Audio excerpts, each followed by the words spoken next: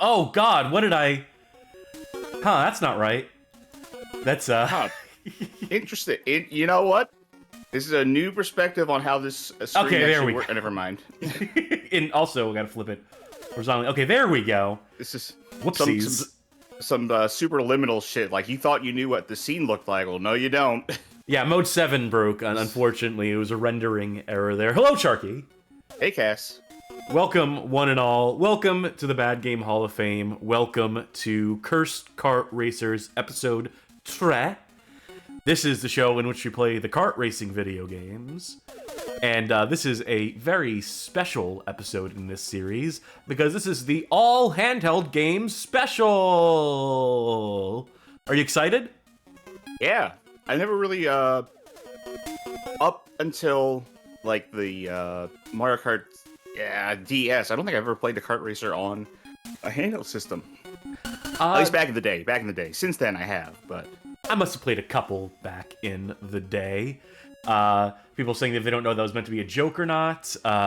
It was not. I'm just bad at this video editing thing, at live producing. And we still haven't cleared the body from the play field here either. If we look right there, yeah, that's still it's still an ongoing crime scene. I was hoping that they clear it up sooner or later. Also, I'm hoping that someone finished that tic-tac-toe game there, but you can't always get what you want. This is actually the first of what will be at least a couple episodes of this. We'll have to focus on handheld games, as there were a couple of handheld Mario Karts. But this is the era in the wake of Mario Kart 64, but before the first handheld Mario Kart, that being Super Circuit for the Game Boy Advance in 2001, I believe. So these are games that simply saw what Mario Kart had done on the SNES and what Mario Kart 64 had done for the N64, and we're getting into the handheld space before Nintendo did. They basically saw an opportunity there. Well, they've got the console market pretty much carved out for themselves. They pretty much dominate that space, but if we can get in early on the Game Boy Color, and on the Sega Game Gear, as Sonic Drift attempted to do, then maybe we can, like, carve out a nice little niche for ourselves, establish ourselves in that space, and generate some amount of sales. We'll see how well that goes for them. We'll see how well they do, how well these games stack up, and so forth. But before we get to the handheld games, another thing that you can take with you is Charky's Stream Snack. Alright, tonight's stream snack is Pagoda pork egg rolls. I thought about getting the chicken egg rolls, but I don't know, something about chicken egg rolls doesn't... Pork just sounds better, doesn't it? I mean, they're not bad. I'm sure they're not bad, but pork just sounds like a better egg roll flavor. I mean, that is the de facto egg roll filling, in my mind. Maybe I'll try it at some point for the sake of the stream snack, for the sake of exploring. But, our new thing for tonight will be Rainstorm Clean Energy Strawberry Apricot. Now, I used to love apricots as a little kid. I mean, like, as a little kid. As in, that was my favorite baby food when I was a baby, I'm told. I've had strawberry apricot Red Bull before. It's pretty good. I like it as a slushie over at Sonic's, although they have changed their half off all drinks and slushes thing to not include the Red Bull ones, so fuck them. Oh man, that sucks. So let us try this Rain Strawberry Apricot. While you're drinking that, I'm gonna get started on my Monster Energy. Not the grape, not the ultraviolet flavor, just a regular ass Monster for a change. Full fat, full sugar. This is good. This is... Now it is very obviously sugar-free. Like most of these energy drinks are, but stuff like Alani and Ghost are better at especially Ghost, are better at masking the fact that they're sugar-free. This is a good, very apricot-forward flavor, but I can definitely taste that artificial sweetener in there, which I'm not a fan of. If this had actual sugar or better artificial sweetener, I think this would be great. But as it is, it's that is definitely holding it back from being very, very good. I think that'll do it for my stream snack. All right, well, my stream snack, I actually do have a little bit of a snack here. I have some Meiji coffee beets. It's a little candy. They look like little coffee beans, but they're coated in the chocolate. Now, do they have actual coffee beans in there? Or are they chocolate-coated coffee beans? Or are they just shaped like coffee beans? I think they might just be flavored after. It would be very easy to tell because it would crunch really hard if you bit into it. It crunches lightly, like a crunch bar kind of crunch. Okay. Yeah, I used to get actual chocolate-covered espresso beans at, I think CC's Coffee is where I got them. Those Probably were so good. good. Yeah. Those were so good. Although, when I was in high school, I always carried a bag of them around. And one day they opened up in my bag. So, if I were to go into my private collection of, like, sketchbooks I've had over my entire life, there's at least 2 sketchbooks in there that have permanent... That coffee and chocolate has stuck with me through all the years, I'll say, because they are just embedded into the fibers of the papers of those sketchbooks. It's unfortunate. These are pretty good. That's my review. I don't know the food words like you do, Charky, so I can only describe I barely it as know any good. food words. That will do it for our combined stream snack segment for tonight. One of these days I'll make my own graphic, but it's going to be deliberately like way less production value than yours. It'll look way more janky. It'll I feel like just it'd be easier for us to have a combined stream snack icon, right? The easier Bad Game Hall of Fame maybe. stream snack? No, Or we but just Charky's continue stream to call, snack or we sounds just so continue to good. call it Charky stream snack. That would be the easiest thing, and just everyone can, Yeah. like, you know, be second runners on the Charky Stream Stack segment. That's probably the way we'll continue to do it, because I'm Yes. lazy. But, enough talk. Let's have at some kart racing games for the handheld. Starting with Street Racer! This is a December 1996 release by Vivid Image as the developer, published by Ubisoft. You may recognize that this is a game that we played the console version of in our last episode, the PS1 version of this specifically, but it had versions across the SNES, the Genesis, the Amiga, DOS, and so it comes home to roost on the Game Boy today. Now, will this one also have 8 players, 60 frames per second? There's only one way to find out, but the answer is no. I don't even believe this has link cable multiplayer. It does have link cable support. If you look at the box art there. That just says official Game Boy game pack. Really? I thought that was the symbol for the... No, that is not the link cable symbol. Didn't... Mr. Tacos in chat saying, Cass already repeating game, stream fell off. Oh boy, howdy. You're going to hate today's stream. There's a lot of handheld versions of console games here that we'll be playing, so I'm so sorry to disappoint in that regard. Let's get it What launched. was the link cable icon? Not that. Didn't they? I can tell you Okay. for a fact it's not that. Like, that one just seems redundant. Like, now playable on Game Boy. For Game Boy, it's Game Boy. Game Boy. It's in your boy. Let me dial this volume in.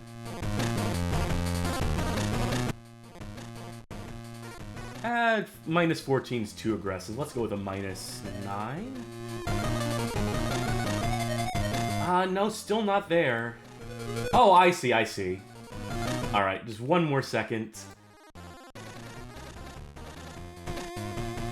There we Apparently go. turn to night in the time it took you to do that. That or you press the button that made the palette change. No, that's the day-night cycle. That's official on this cartridge. Press start, I guess. Check out those options. Decent grip of options. There are quite a few options, honestly. Sound test. Silence! Customized cup? No. Cars in practice? Let's keep everything default. Soccer goals, soccer time, soccer rumble speed? So soccer was a mode in the Super Nintendo version, which I don't believe we took a look at. No, and I don't know how That- they're going to do it in this game. In this version of the game. Man, hours keep passing, and... Actually, someone in chat, Pro Checker, said that this stream right now, as we do this, January 25th, is happening at the same time as the Rolex 24 Hours Daytona, one of the most important endurance races in the world, which is why we are one-upping them tonight and doing this stream for 25 hours. That's right, folks. Strap in. It has a head-to-head mode here, as if it were like a link cable game, but I'm fairly certain it's not. It does say multiplayer off here in Launchbox. Launchbox gets that shit wrong all the time, unfortunately. Tell you what, we're just gonna jump into championship mode, and you maybe look up and see if there's something we're missing here in terms of link cable, because I can get link cable working if that's the case. We have our lovable cast of characters: Hoja, Frank, Sizulu, Biff, Raph, Surf, Helmet, Sumo. I think it's missing a couple characters beyond just the rabbit fella.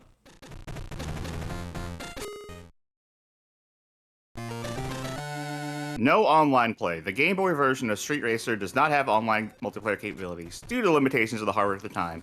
Thank you. First result on Google AI overview. I can't complain about Google AI every single time I have to Google something. I mean, you can and you should. It sucks. Speaking of shit that sucks, this is awful. This is truly wretched. This is bad use of coloration to make your character stand out from the backdrop. This is... Game Boy has 4 colors, and we're using them all on the road. This is dire. Did you know that Street Racer is on Steam? To what end? For who? Yeah, I'm trying to figure out what version. How do I use this turbo? Oh, down. Of course, you use down to move faster. How intuitive.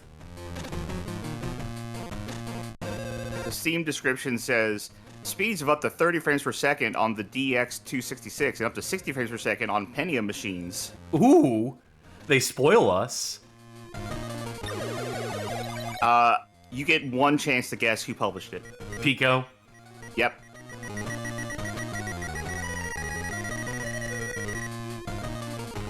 What was that sound effect? What was happening? I found the manual for Street Racer. This might be one of the worst of this type of racing game I've ever seen, I've ever played. I might get a chance to feel it for myself because it does have link cable support. Okay. We'll have to figure that out.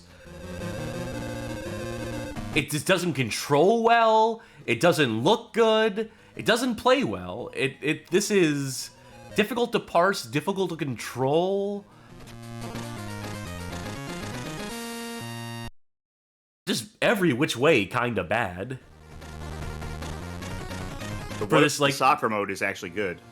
That's what I'm curious about. How they're gonna do the soccer mode when you can only realistically face one direction here because of the way this works. Let's do another race. Maybe that was just a bad track. Who's to say? It's going to be... Oh yeah, the next track will be so much different. I bet it's going to be like a top-down view thing. It's going to be a totally different thing. Even less visually parsable.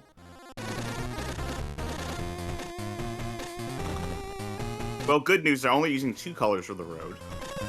But now it's more apparent that the sprites for the cars and the drivers are just incomprehensible messes. This is a primo example of just because you can doesn't mean you should. I will... Okay, I'll say this. I am absolutely the most amateur sprite artist possible. I like doing sprite art. I haven't been able to do it for a while, except for our avatars, but I really like working within the limitations of the Game Boy. The same range of color, which is 4, the same sprite size limits and stuff, and I'm not good at it. I'm very amateurish. But I would never do something that looked like any of these assets and go like, yeah, I'm proud of that. Even as someone who sucks at this, I'm like, oh no, this is very obviously not the way to do this. I mean, it's good that you're using the 2 darkest colors for the track, but then you can only use, really, the 2 brightest colors for the cars, or 3 tops. They're using all 4 on the racer sprites, which makes them blend in. What's part of the problem is that it's very, very cluttered. Like, there's so much variation happening between each, like, line here. Like, it's busy. It's too busy. That's the thing. Even with 2 colors, the texture is too busy. And if you were playing this on an original Game Boy, it'd also be that blurry. ghosting would make this look even worse. I won. That doesn't feel like a victory, but well, if you won, maybe this is a good game after all. Take us back to the title screen. Right, I want to see soccer. Yeah, as do I. Because 2-player only is for the races. Goal match. Oh, pitch type. Outdoor, indoor, ice pitch. I love it when FIFA brings out the ice.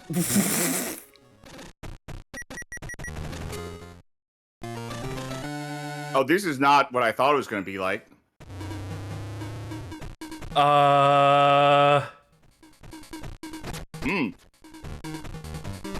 Maybe the least intuitive way to do this. So they took the ball, I think. You can look at the top and see the radar, right? You can see where the ball is, where everyone is relative to each other. What if you want to go the other way? What if you want to go back I'm down trying. the pitch? I'm so trying to, like, okay. Do you have to reverse? Is that the only option? It is, I think. I'm holding down, and that's what's... Oh! Also, where are you even on this screen? Which one is you? Who are your teammates? It's impossible to tell. There is no way to parse any of this. What a horrible idea! What a complete fucking failure of an idea to try and... Listen, I've said before, I try to stress, that no one wants to make a bad game. No developer wants to make a bad game. What was the process here? Like, it seems like many bad decisions were made, one after the other, and they just kept going. Like, you know how it is sometimes if you're like walking down the stairs or something, and you misplace your foot, and you start falling, and the world goes in slow motion, and you start trying to do anything to get a hold of yourself or move into a different position, but now you notice you're starting to dislocate your other ankle, and your arm is about to slam into the wall, and every single action that you're doing is going to make this worse, and you cannot stop yourself. I think that might have been the development of this game so far, from what I'm seeing.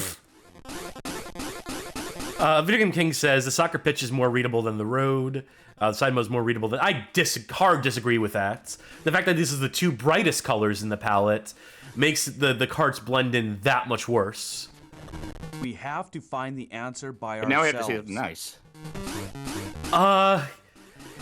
It's... It's cool that they tried to give as much content to this game as possible. I appreciate the want to add variety to proceedings here. It's unfortunate that this is literally fucking unplayable and unparsable. I'm sorry. I just realized, I don't think that there are teams. I think everyone is out for themselves. So no, the other side of the pitch doesn't have a goalie on it. I assumed it was going to be, soccer in that regard. Well, bully you. That's... How could you even think that? How could you? What a fool. I just want to get 1 point. Let me get 1 point. One time.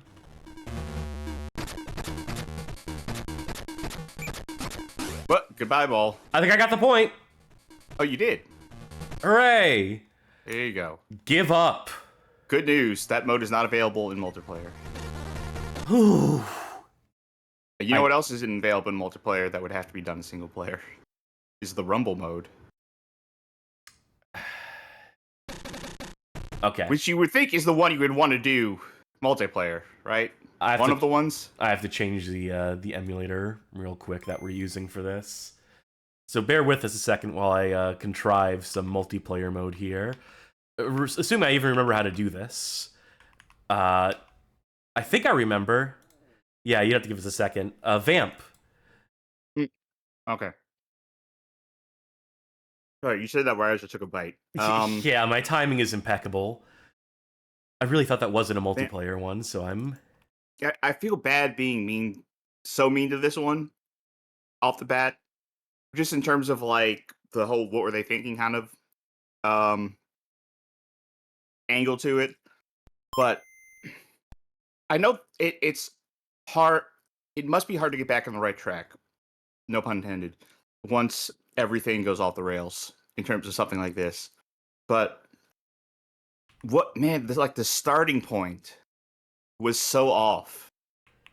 Like there's a lot of decisions being made to make the track look like that, to make the sprites look like that. Here we are. We're doing left-right Okay. on this one. We can switch it to top over bottom if that works better for folk. Folk will let us know, I'm sure. Yeah, let's go to play game. And then head-to-head. Race, Rumble, Soccer. I guess we'll do race and Yeah, Rumble. it has to be race. No, it's only race. I checked the manual. Now, are we actually... Or did we fuck this up somehow? We fucked this up somehow, I think. Yeah, let me back out of this menu. How do you back out of this menu? I'm pressing B, and it just keeps... Alright, let me check the manual again. You can choose to either play a 1 or 2 player game. You can only select a 2-player game if you have 2 Game Boy systems, 2 games, and a cable link. And 2 players only available in race mode. I'm resetting because I think we were trapped inside of that menu. It says head-to-head. This is a challenge mode where 2 players can compete. 2-player mode is human versus human. Again, I think this was the game that I complained about the UI on the PS1 version, how it was completely unparsable, how despite the range of options, it was impossible to navigate and parse. So it's good to see that we haven't improved that at all. It's good to see that problem is still very much intact here. No, head-to-head is only has 2-player in race mode. I don't know. I am willing to, at this point, say the manual is lying to me. I mean, it's not on the box. A scan of the even though I'm looking at a scan of the Game Boy manual. Let's just go into a rate. Let's make sure we just pick the same thing, right? Yeah, let's go for Track 1.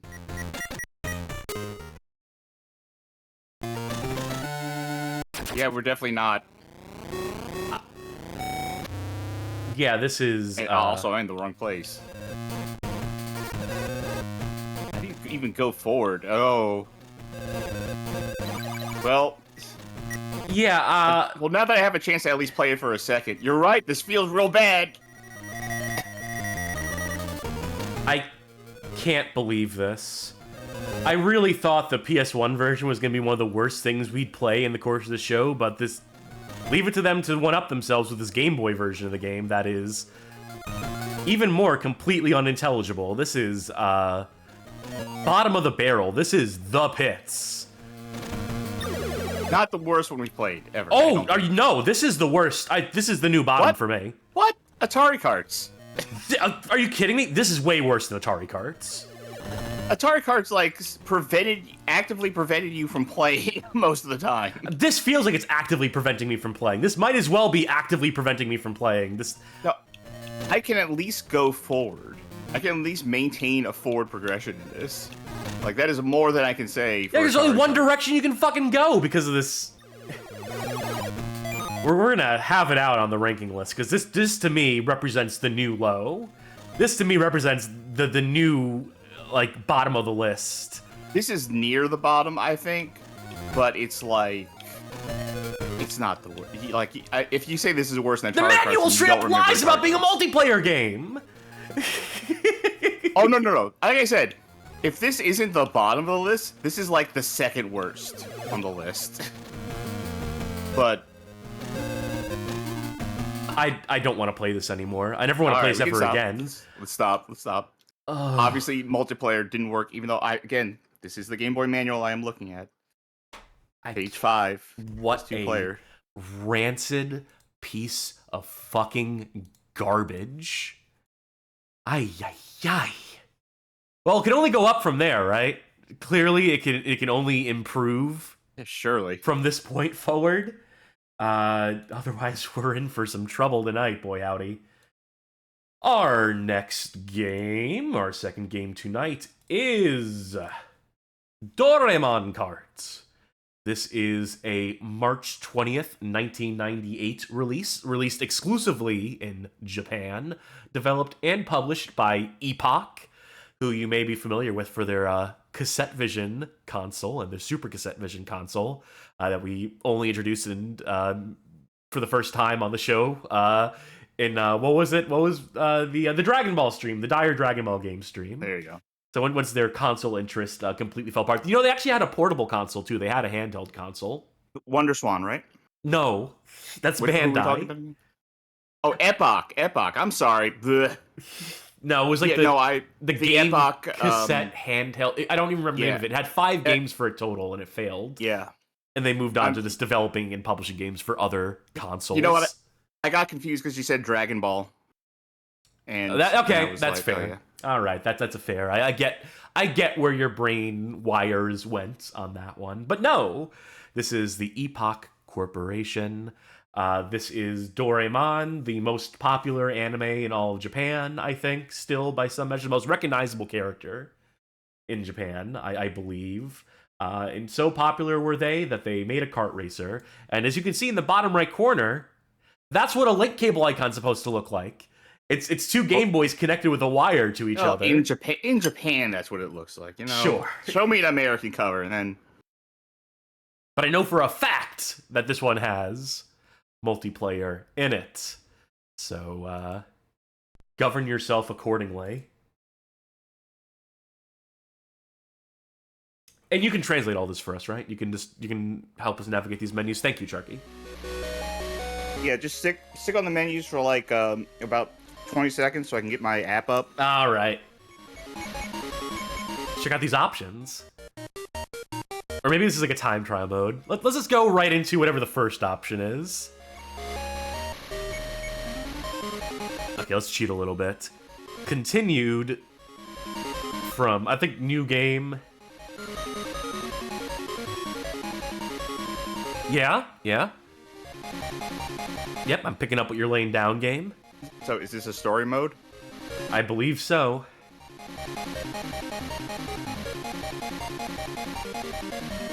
How many story modes have we seen in this series thus far? There's like, Diddy Kong Racing. Right. Yeah, I guess did Bomberman have a story mode? Not necessarily a story mode, just had progression in terms of leveling up. Oh, by the way, I played more of that Bomberman Kart game. I figured out like how the progression actually works in that, how the power-ups work and things of that nature. The game's not great. I still don't think the game is particularly good even, but I at least came to terms with it. Maybe I bump it up a couple spots on the list at a certain point. Wow, they really went all out for the story on this, I'll tell you that much. Okay. Well, I guess I'll race as Doraemon. He's the one on the box. That's why I always race as Mario in Mario Kart. And exclusively Mario. Surely this game has more than just the 5 tracks. Probably not. Oh, probably. These are just the starting tracks. Oh, dear God. Oh. Flicker is how Game Boy got around only having 4 colors sometimes. This isn't one of those cases. At least we have power-ups.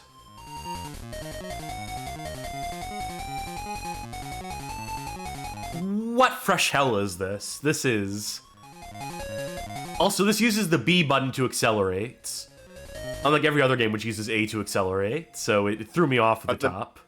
At the very least, while holding an Xbox controller, this will feel like a normal game. See you later, sucker. Oh, I got flipped upside down. They must have done something to me.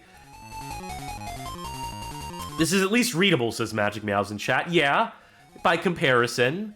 Yeah, but they didn't clutter the road. They didn't make the sprites too complicated. Smarter design, except for the part where they made it constantly flash. That's not the brightest, but it is.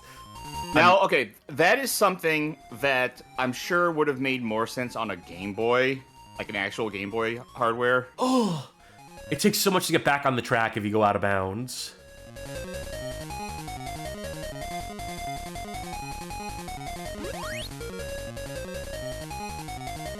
I think I'm invincible. Is this like the equivalent of a star power up here? Now that my color scheme is inverted? Maybe? Well, now it's less readable. Okay.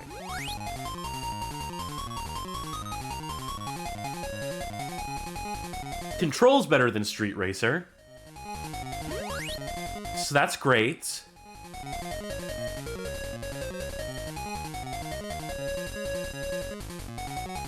I think I hate this, though. I definitely don't think this is acceptable.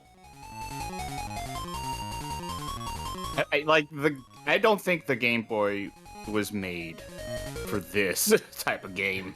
No! And yet they kept trying.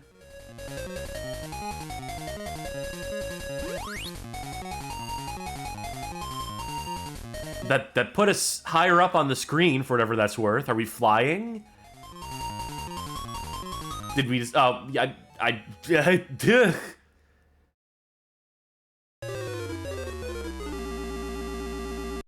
yeah, fuck you, Doraemon. That was a level 1 track. It's level 1 AI.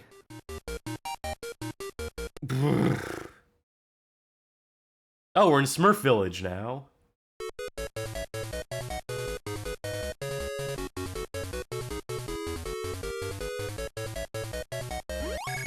Oh, this is not good looking. No! Oh, sorry, my phone is ringing. My Nextel is.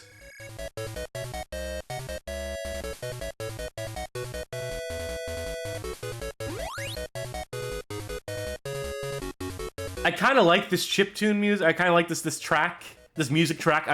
I didn't want to say track because I didn't want to imply I like the actual race course. This song. It's simple. It's effective.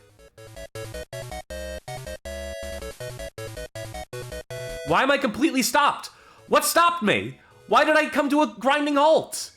Obviously, it must have been like someone's attack or something, but... It's so hard to read.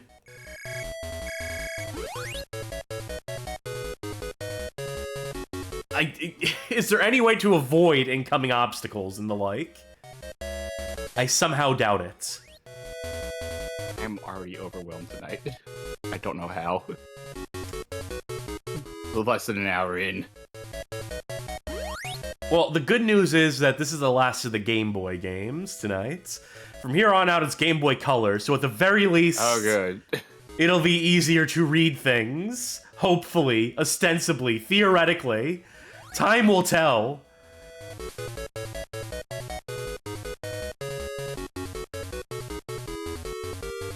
At what point, when you're making a game like this, do you realize that it's hopeless? That you should really just give up? That this whole prospect, that the hardware can't really do the thing you're trying to make it do? That even, like, you know, when it's kind of running, it's still not particularly fun? At what point do you just, like, resign yourself to the fact that you're making a game for no one. When the check clears? Yeah, I suppose so. The prudent answer.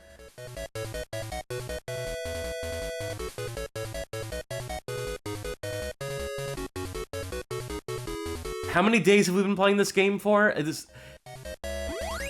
Every lap is like a minute, but they all feel like several minutes. I got a second place that time, though, so that's something. It's still counted as a loss, though. It seems to be. It seems like it's first place or bust. Do I dare? I dare.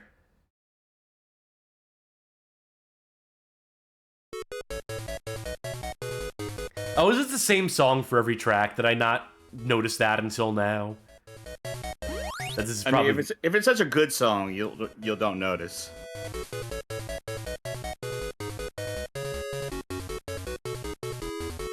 Ugh, the turns. And I picked the track that is all turns. Doesn't seem like there's a great way to, like, attack the corners here. Unless there's some mechanic I'm missing, some super sick drift mechanic that I'm just... Oh, I came to a complete stop again.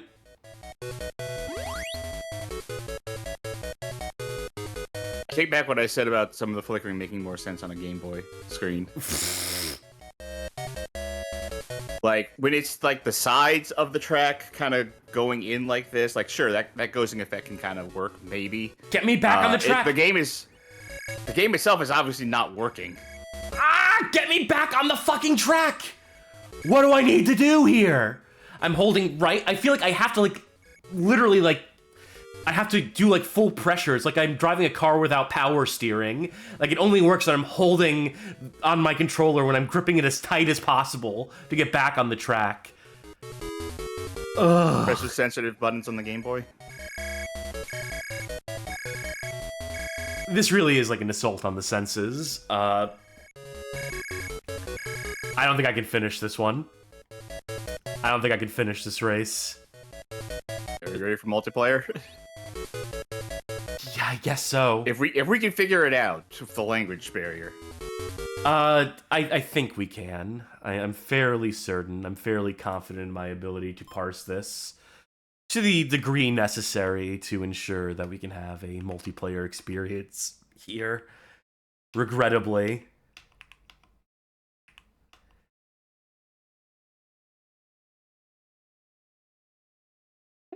Tim Rod says, I just got back. What kind of Garfield Kart bootleg? Doraemon Kart? Yeah, I think it's Versus. Okay.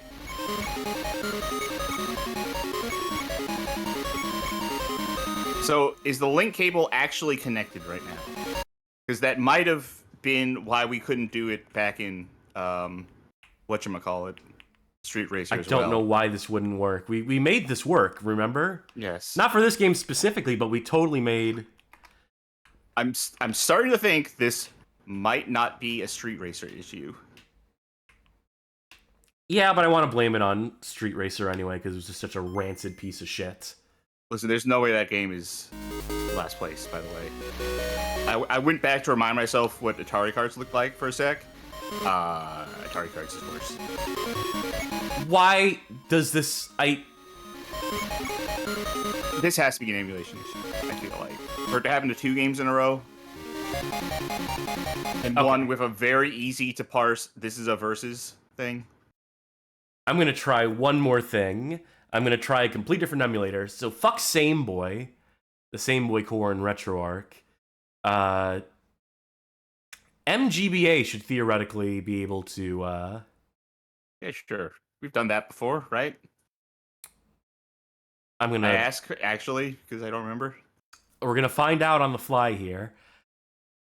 Yeah, you think this shit would just work, right? You would think they would just, like, that something as simple as connecting two Game Boys together would just be a solved problem. Ooh, Super Game Boy. Oh yeah, this does have Super Game Boy support. Look at that. I mean, I'm gonna get rid of this outline as soon as possible, but this is also way louder.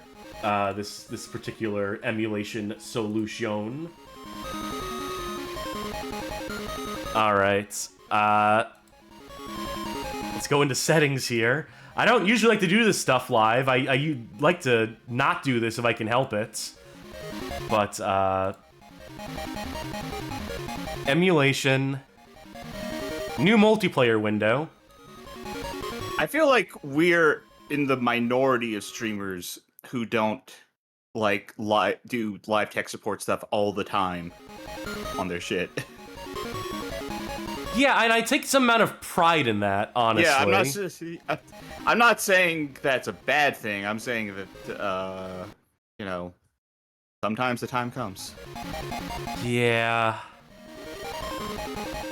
Now, if I can find a way to get rid of this, Order. because I also need to get rid of the whatever the header here is, the menu. That's probably like what, like 20 something pixels, 21. So I can at least do that. If anyone knows how to make this not look like a Super Game Boy, oh, got it. There we go. Okay. So trust us when I say we have a second screen going. Okay. There we go.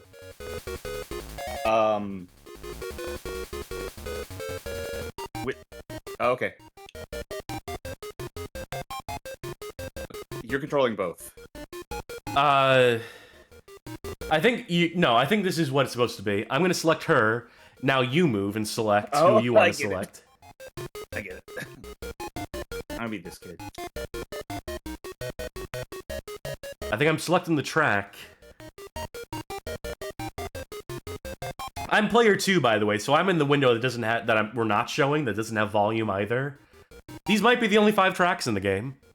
That's what I think so. My guess was that level 1 might be like, well, no, that doesn't make sense now considering it's us two. Because I was thinking maybe that's AI level. Remember, B button. Trying. Keep holding it. You have control. I do have control. I clearly have control. Try the other button, just see what happens. No, the face buttons aren't doing anything. Ugh.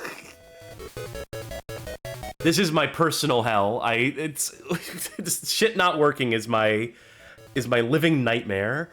I mean, I could judge this game based on how good it feels to turn left and right. How does it feel turning left and right? It's functional. That would explain a lot. Okay. No, not reading. It's not reading your controller at all? Oh, no. I think I see a controller's setting. So if we go there, you would hope that would work.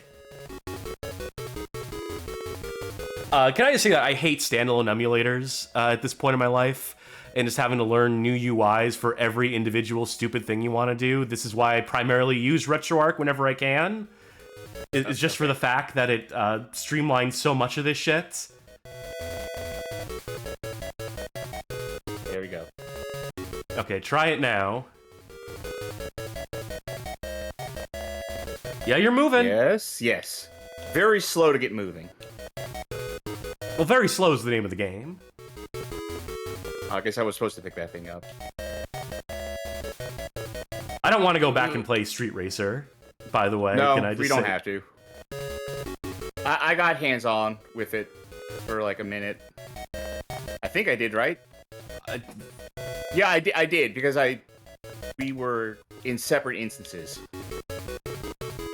Okay, so I'm going to just say this now, and I'll bring it up again if you dare to say that Street Racers is worse than Atari Kart at the end of the show. But you know what this game doesn't do? Like, this is a bad one, too. This is actually extremely bad. But you know what? This game doesn't do that. Atari Karts did. You know what? Street Racer didn't do that. Atari Karts did. Amongst other things, Atari Karts made it so that if you turned, you spun out entirely. The act of turning, like, as long as I'm holding, like, right here to do that turn, I would have spun out, like, twice.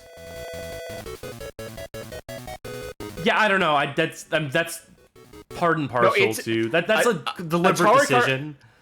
No, that's sure. It's a deliberate decision. If I punched you in the face, that would also be a deliberate decision on my part. It's actively preventing you from playing the game. At least Street Racers, I could go. I could turn. This one, turning is actually harder because it's so like hard on the roads here, and like if you go off road, then you get stuck. But like, I can play the game more effectively here and in Street Racers than in Atari Karts. Like, the most important part of playing a kart racer is driving the kart. I think if you... But we'll get to that at the end of the show. I think there's a way to master the handling in Atari Karts. I that someone could learn how to do that. I don't think there's any learning curve in Street Racer. It's hard to disagree. It is so egregiously a bad design. We'll get to that in the show. I'm coming up behind you. Neck and neck. I don't know how I got in front of you to begin with, considering... Because power-ups take your ass out the race for like a full 10 seconds. If you get hit with something. I don't even know how to activate it. Oh, there we go. So now I'm still upside down right now. Still upside down. Still upside down. Still upside down. Can't do anything. Now I'm right side up. I'm holding accelerate. Yeah, that's bad. And now I'm moving. So you can get like literally 10 or 15 seconds ahead of me just off the back of one attack. I would say this is worse than Street Racers. No. I am firm in my conviction that this is not good. This is definitely, again, trending towards the bottom. This is very bad.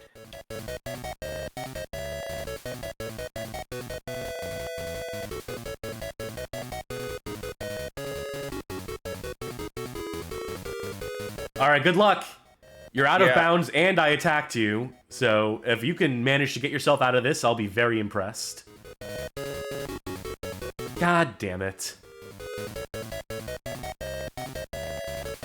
Are we still only on no, oh, you know how you're a full lap ahead of me, so that's part of... No, I'm a full lap behind you. You won.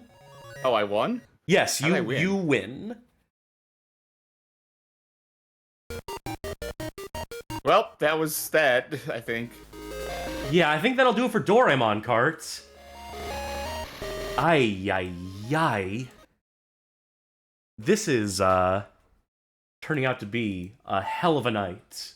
Right out the gates. Nothing to it but to keep playing our way through it. Our next game tonight... Oh, maybe this will be a welcome change of pace. Maybe this will be a improvement. It's Mickey's Racing Adventure. This is a November 22nd, 1999 release for the Game Boy Color, brought to us by those mad lads at Rareware, as published by Nintendo directly.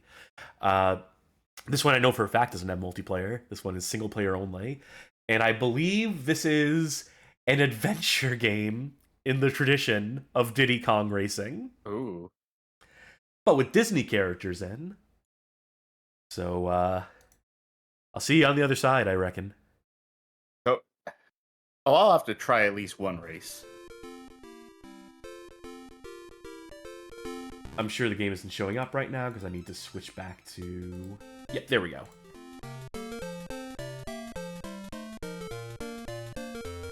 Cute.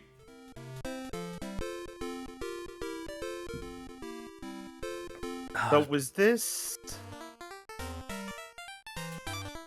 Is this supposed to be essentially the Game Boy version of Mickey Speedway USA? I mean, oh no, I never played that shit. Different names. Because Mickey Speedway USA is my favorite fighting game character. I'm hoping to get a Game Boy version. That is a reference for no one.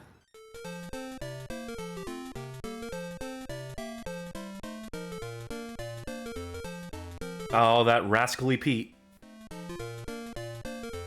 Yeah, I think this is supposed to be the. When did this game come out? 1999. Oh no. Okay, the Mickey Speedway came out like a year after this. So, oh no, there is a. Let me check our list real quick.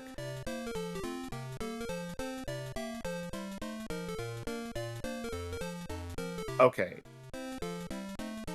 Johnny Baggett's saying they think this game has compatibility with the N64 game via the Game Boy Transfer Pack, which I know rare.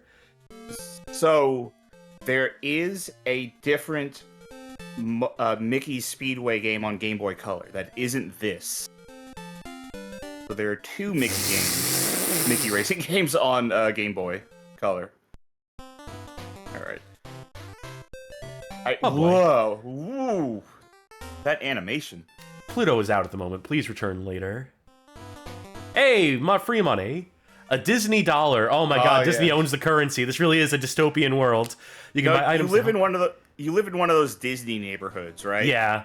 Like, you seen those? Well, the one that Epcot was supposed to be initially, and then they... Well, then they, like, actually made, like, private Disney neighborhoods that you can buy a house in. Oh, the dream like, came true. The nightmare. All the houses in them all have, like, hidden, like, Mickey Mouse symbols in them built into it. You got a Pluto voice, by the way? Ruff, ruff. Welcome to Mickey's hometown. To get started on your adventure, follow me to the train station.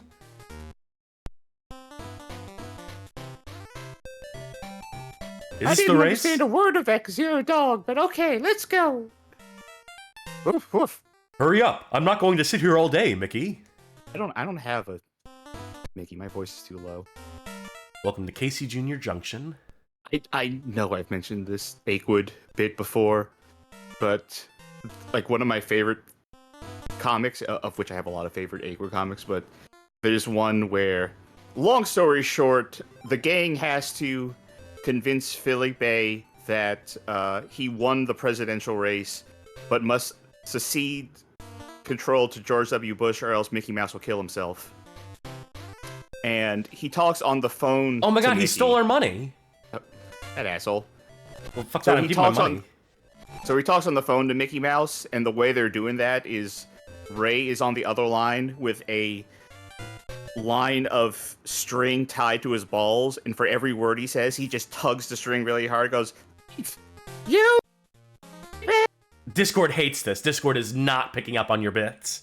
Okay. Oh, Clarabelle. I'll put your ticket on the desk. Enjoy your trip. It was worth a shot, Sharky. Once we get the studio, once we're sharing the microphone, or when you have two separate microphones in the same room. Oh, fuck off! Oh, no! I love these puzzles. I love these puzzles. Me. You got it? Can you do this? Can you make this work? Yeah. Save me, Sharky. I straight up refuse to engage with this. I think what I can do is, yeah. I'm gonna have to wait a sec for this to go through. Okay.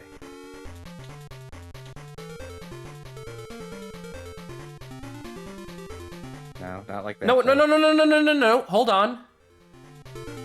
Right? Oh, that will work. Yeah. That's one way to do this. I was going a different way. Do you have a fast forward button? Sure. There you go. Yeah, this'll work. I was doing a different thing, but whatever. Welcome to Mickey's Medieval Adventure. To enter a race, you must have enough Mickey tokens. The amount you need to enter is displayed just after the track name. So, I was looking at the list, when you were selecting the main option. Is there just a race mode, or do you have to do this? I think you have to do this. I mean, I guess Rareware was doing what they knew. Oh, I don't like how the track is getting covered by foreground elements. Foregrounds, gotta love them. We were past the 4th gen at this point. They should have known better.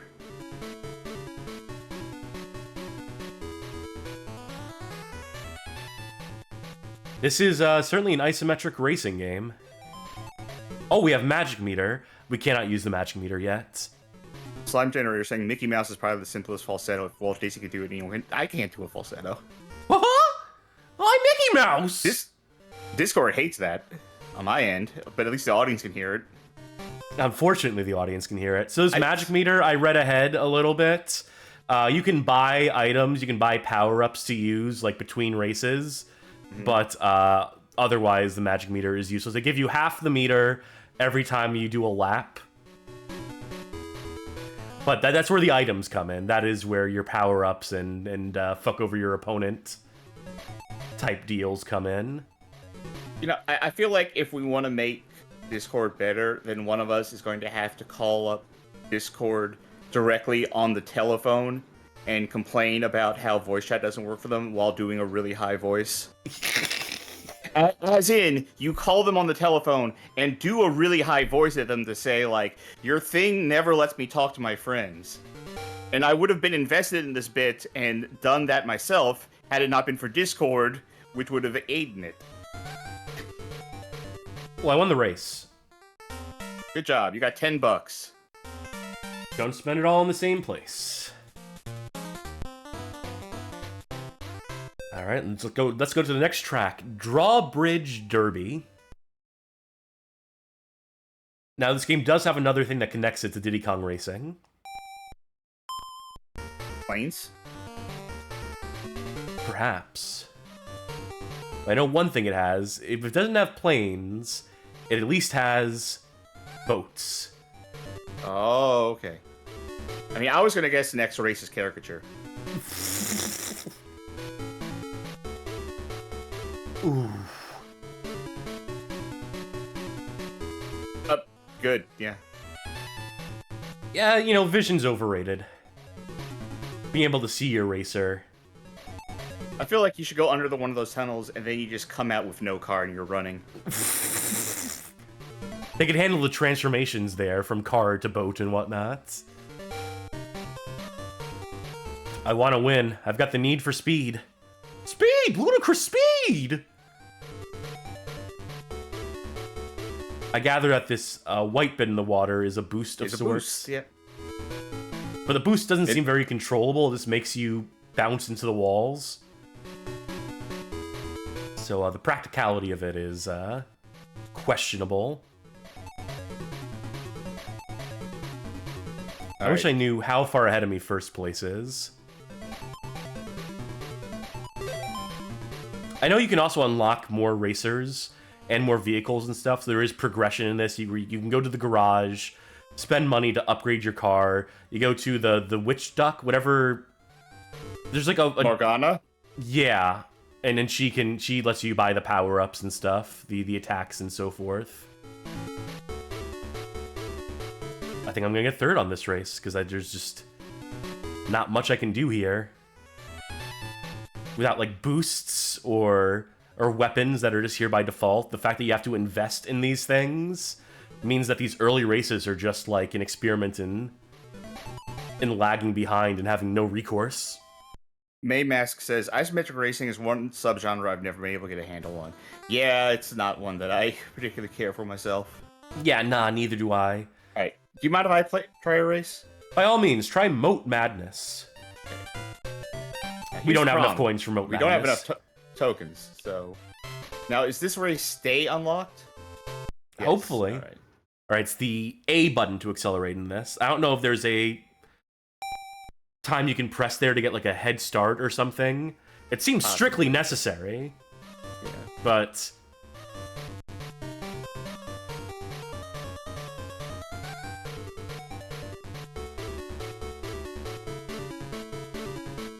So how does it feel? You ever... Oh, that turn is rough at that speed, but... I mean, it feels like one of these games. Like, yeah, it feels like one of these isometric games, which... I mean, it's a little slippery, a little loosey at times when you're trying to make a turn. But it's not awful. But it's just one of I'll these, take this over the behind the back. Game only uses 1/3 of the screen style of racer that we've experienced tonight. I don't know. I feel really detached when I play these kind of games. I mean, that's kind of also just part and parcel with it is like a RC car because you know it's mimicking the idea of like you turn the little knob to you know steer your guy. You ever go slot car racing? Where you have even less control over? No. So I had my 10th birthday party at a slot car place, and I enjoyed it. I had fun. Granted, I was 10, but I was with a bunch of friends, and we were making a car go fast. But I remember there's a photo of me at that birthday party where they're with the cake in front of me, and my hands over my ears, and I'm like wincing. And it's because that's the part where everyone was singing happy birthday to me. And like even back then I thought the happy birthday song was so cringe that I was like, oh god, I can't take this. Been there I before. hated the idea of everyone singing at me. Well, you did better than I did. You even got And I yourself a got Mickey one token! Hooray! Which is not enough to do the next race, I think. Here's no, what I'm not gonna that do. way. No, let's fucking stop. Don't take control from me. How dare you? No, I'm just... Why not head back into town to see if Minnie or Pluto can help you? You have to solve the puzzle again? God, I hope not. I would hope so. That's the most fun I've had with this in what I played. Woof woof. Oh, back so soon? Did you know that you can upgrade your car by going to Ludwig von Drake's garage? You will find his garage to the east of here. It's amazing how much he can communicate with just woof woof. I have says say something nice. I like the slide puzzle. I think that was fun. Welcome to Mickey's I don't hometown. normally like slide puzzles, but I'm talking about like the type where you have to make one concise image. I like slide puzzles that are like a pipe dream, or like Isn't this wonderful? this game where you have to make a path. You asking me for help? Yes. Wonderful, I'll try my best.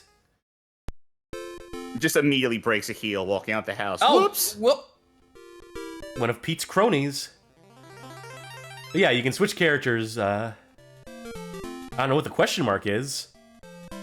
They couldn't render it. It's like the error thing in Half-Life. Yeah, I figured maybe a change of character will change our perspective on this game. Do you want to go to the garage to upgrade your... I want to buy magic is what I want to do. Pluto didn't give me directions to the magician, but... Magica Dispel. Oh, okay, different character. Oh! What? Get better, like, home security, Magica. I'm looking if there's any money around you. There's a nut. It can be used to trade with Chippendale. They're in this game too. Good for them. Get those residuals, Chippendale.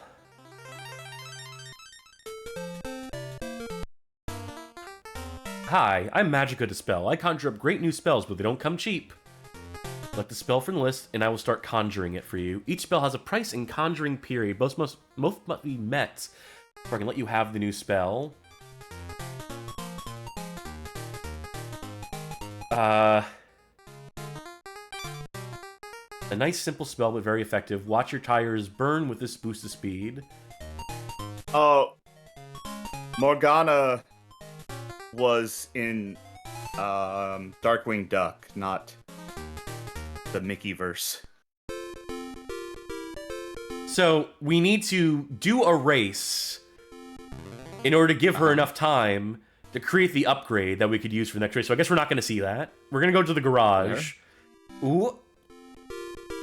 Juked Oh, you him. want a new engine? All right, cool. Go do a race, and when you come back, I'll be done upgrading your car after you've lost another race with your inadequate, worthless vehicle. I feel like the inclusion of the Bluedites is a little rude, unnecessary, mean. Alright, garage and test track.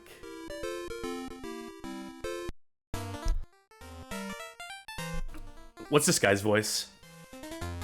Oh, Oh, welcome to the garage. Okay. That's not his voice, but I decided. That's not the fucking voice! Okay, we do not have enough money to buy any of these cars. No.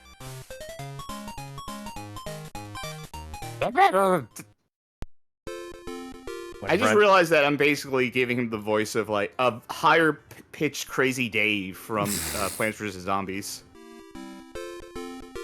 Well, let's see if Minnie has different stats. That's...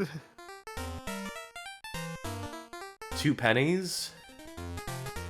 What? You don't have enough railroad pennies. Which is to say, you put a penny on the railroad track to derail the train, and that makes it a railroad penny. I have real cash money. Can I just trade that in? Yeah, could you break $1 for 100 railroad pennies? Yeah, you are not allowed to race anymore until you go find railroad pennies, I guess. Where the fuck are those? And you say there's no option to just race, right? No. Okay, this is going to be a case, I feel like, when we get to the end of the show, where I don't think the racing is that bad, but everything surrounding the game is going to drop it to the bottom of the list. I mean... Not the bottom of the list, but the lower half of the list. Okay, that's fair. Put it that way. I would love to find just one more coin. Or I guess 2. I guess we need 2 coins You now. need 2 more coins. I have to find the print shop key. Does this have Game Boy printer support? Did you have a Game Boy printer back in the day? I definitely did not. I'm kind of... I can't believe this game. At least Diddy Kong Racing lets you race. Yuck, I'm a bit busy at the moment. Please call again, Goofy. I just need coins. I need to beg for change. At all of my friends' houses. I don't know what the question marks are. Maybe you need to be a specific character. Maybe Pluto can, like, dig for them, but where is Pluto? Wasn't he by your house? Oh, no. He left that. Swap to Pluto? Bark, bark. Dogs can't race, though. Oh my... Huh? What's this font? What are we doing? Boulder Dash? Damn, that's one impressive dog. Some mutt.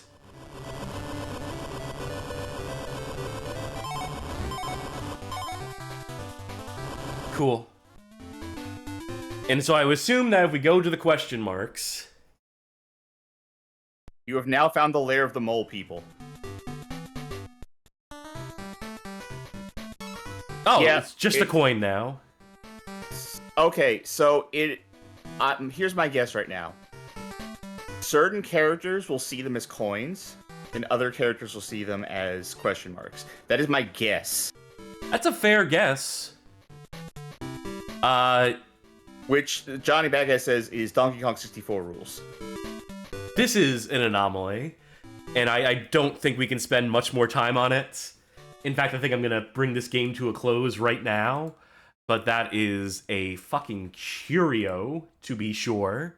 That was Mickey's Racing Adventure, which means it is time to move on to our next handheld racer, which is Antz Racing for the Game Boy Color. This is a, what's the 6 month? June 2000 release. Published by Electronic Arts, developed by RFX Interactive. You remember Antz? I do remember Antz. Have you seen Antz? Fuck no. Alright, have you seen A Bug's Life? Probably. Okay, I've never seen either. This is one of those movies in the era where you saw a lot of the same movie released by 2 different companies. What was the same Acclaim time. logo doing there? I thought this was an Electronic Arts game. Anyway, sorry. Continue. But no, you remember, like, this and Bug's Life were pretty much, like, right next to each other. Dante's Peak and what was the other volcano movie that came out, like, right at the same time? Yeah, it's one of those like parallel thinking sort of things. Yeah. And then there was also Deep Impact and Armageddon coming out right next to each other. Like, that seemed to happen a lot right around, like, the early 2000s, late 90s. I should probably just do quick race rather than a season mode. Yeah, we have Z and the spinach leaf. Miss Taka says Ants and Bugs Life are at least radically different plot-wise. Yeah, a lot of times those movies, in terms of plot, would be very different. This guy drives a revolver bullet. That's sick as hell. It's gonna be my character. Mandible. That is good. But still, like, the very basic premise of these movies will come out, like, right next to each other. I felt like that happened a lot in that era. We're racing on October 1st in the park. I think this is another single-player only game, by the way, so I think you're... Yeah. I think what I heard regarding... That was another isometric. I think... Oh, this is a worse one. I can tell. Just by the sound effect? Just by the camera. I think I hate the sound effects here. It sounds like someone's screaming. This sounds like someone is, like, dying. All right, let me get this out. I think what I heard regarding the whole movie thing was that it was a result of generally, like, scripts getting shopped around and companies turning down a script but going like... But the general idea, though, let's work on that. Did I die? Oh, no, okay. Temporary setback. Keep on screaming. That's actually... The sound effect is not your car, it is your ant, actually. They are terrified of racing. It's too fast for them. They're never meant to move this fast. Ants were never meant to know ludicrous speed like this. I swear I drove right through that turbo power-up and it just... I mean, okay, if you think about it, right? If you were to pick up an ant and then just move it at, like... and you would just walk with it, right? You hold it in your hand and you walk forward with the ant in your hand. To the ant, that's like breaking the sound barrier.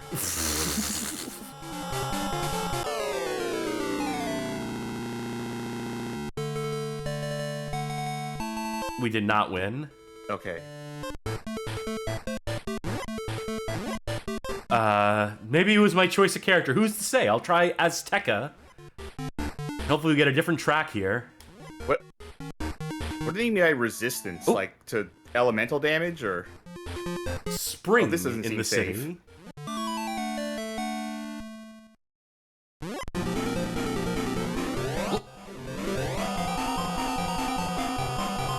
I think auditorily this is the worst sounding game. This damage system is unacceptably bad. I don't know who this is for, but has anyone ever gotten recommended that video on YouTube of the slug cat from Rain World seeing a lizard, and then it starts screaming, but the screaming is just like the music that's warbling, and it just keeps changing its expression to like more and less concerned to match the pitch? I want to see an animation of the ants in this game just screaming to the sound of this, and when they go over a boost, they just like get even more terrified. I hate the oil slicks. I hate how fast damage accumulates. I hate these tracks. I hate this camera. Still not worse than Street Racer. After this race, I definitely need to try this. Oh, I think I made a wrong turn. Miss Chaka says a 2-player for this is going to be hell. No 2-player. I think I ran around in a full circle by accident. I turned too early, and there's no like wrong way indicator, so I just screw the race. It's because I can't say it because there actually is yellow paint on the road with arrows telling you where to go. You know what I was gonna say. Yeah, I can intuit it. I can context clue my way through it.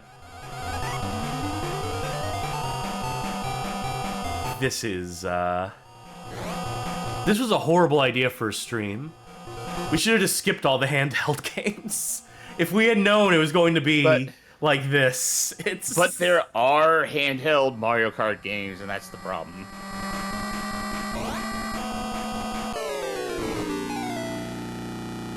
All right, let me finish off this energy drink, and then I need to take a race.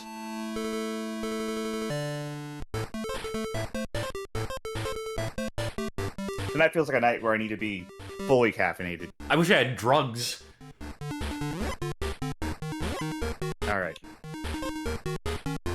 I feel like a spinach leaf would be a bad car.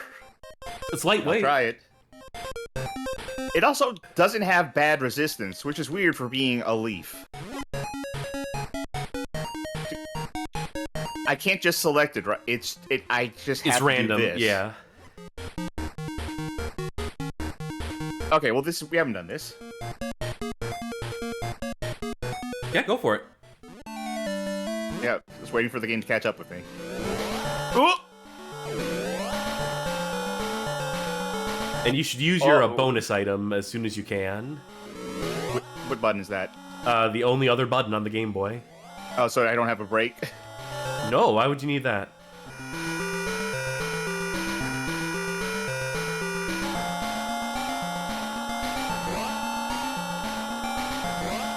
You're doing good. Oh. Use that bonus. Use that wrench. Yeah, there you go. Oh, there was the Christmas riff there for a second. I heard it. Use that turbo.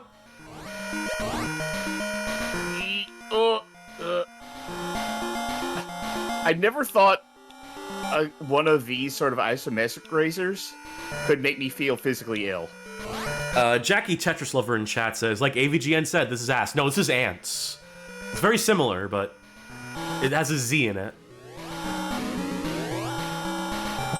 Like AVGN said, boy, I sure hate Dustborn. Check, please. That's gonna come up in our podcast, right? We'll get our... That's absolutely gonna come up on the podcast. Our sentiments in that whole mess are gonna come out on podcast.badgamehallofame.com. Yeah. Our new episode went up last night, by the way. I will say, that has succeeded in making me want to play Dustborn. Not because I think it's a bad game, but because I'm like, I want to support this thing now. Because, for what they did to, like, shit on it. Yeah. Is that Antz Racing? I think that's Antz Racing. I think that will do it for Antz Racing. Next is our 5th game of the night. That means we're almost halfway done with the nights. It's Woodpecker Racing. Okay, I'm going to my Mind Palace right now. I am trying to find the answer amongst the ether in the psychic realm, and all of my clairvoyance is telling me that the first level in this game is going to be a Brazil track. We'll see if you're right. This is a December 2000 release, developed and published by Konami, of all people. This is, I believe, Konami's first dabbling in this kart racer genre. Auspicious license choice for it, but we'll see, won't we? And whether this game has multiplayer or not, I leave it to you to find out. Yes, there is a console version of this game as well. We will get to that in the next episode. Woodpecker. Brazil loves him. Someone's got it.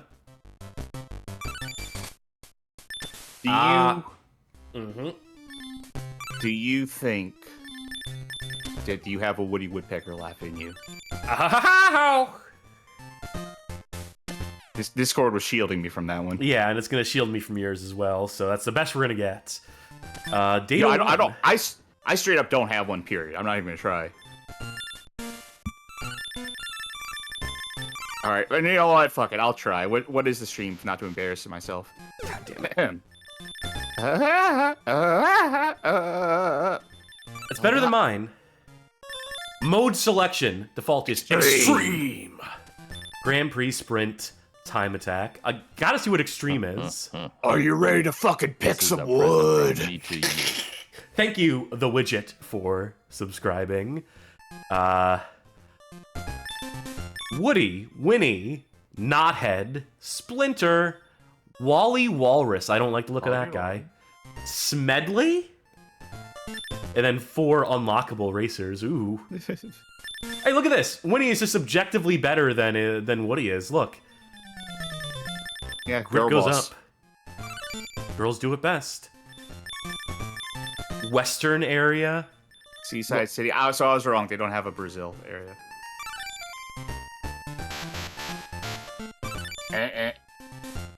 3 rounds tournament. special parts. Oh. Okay, I see how this works. We don't have any grades with which to purchase. You just have to go with the flat so starting tire. stock. Oh, Didn't the you pick jungles of the Western Wild area? West. Yeah.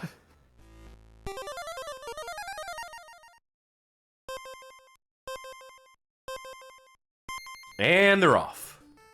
Oh, it's just his head. That's one way to simplify the art. All right.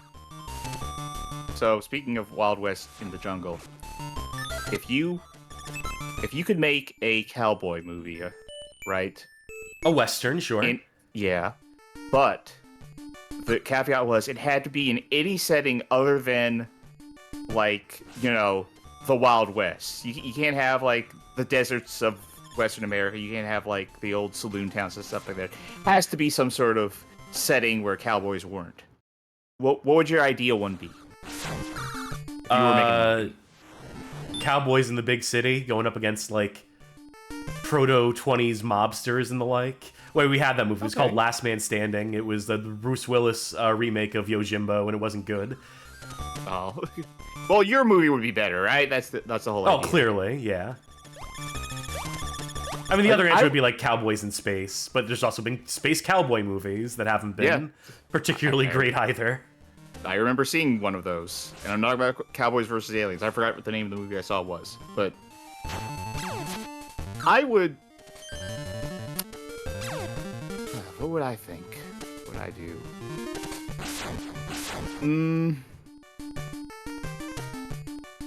I'm trying to think of something that would also not be super problematic.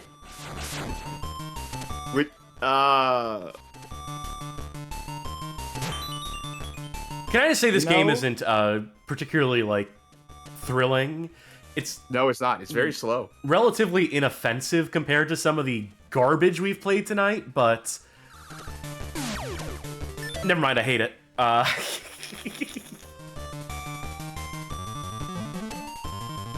Yeah, this is way too slow, but it understands scale better than a lot of the games we've played, and contrast, and the import of giving you power-ups in the middle of a race rather than locking them behind some weird convoluted progression system. How do I even exist? It says perhaps Cowboys versus Draculas. Yeah, I think that's what I'm gonna go with. Cowboys in Transylvania. That would be my setting.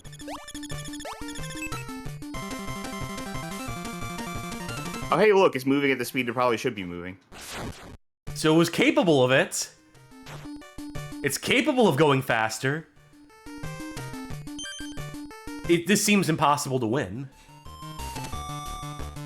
Maybe you picked something too hard. I know you picked easy, but maybe you're supposed to start at the beginning. Well, I mean, I assume it resets your progression, resets your vehicle at the beginning of every circuit, at the beginning of every, like, new... I don't know. This might just not be a good game. This might be a bad game, as it turns out, here on the Bad Game Hall of Fame. Who'd have thunk? Perish the thought, I know, but... Fuck.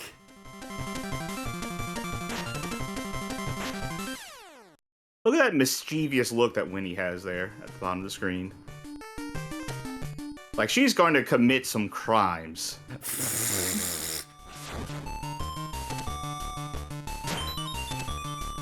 Any minute now. Any hour now we'll finish this race, this first race in the game.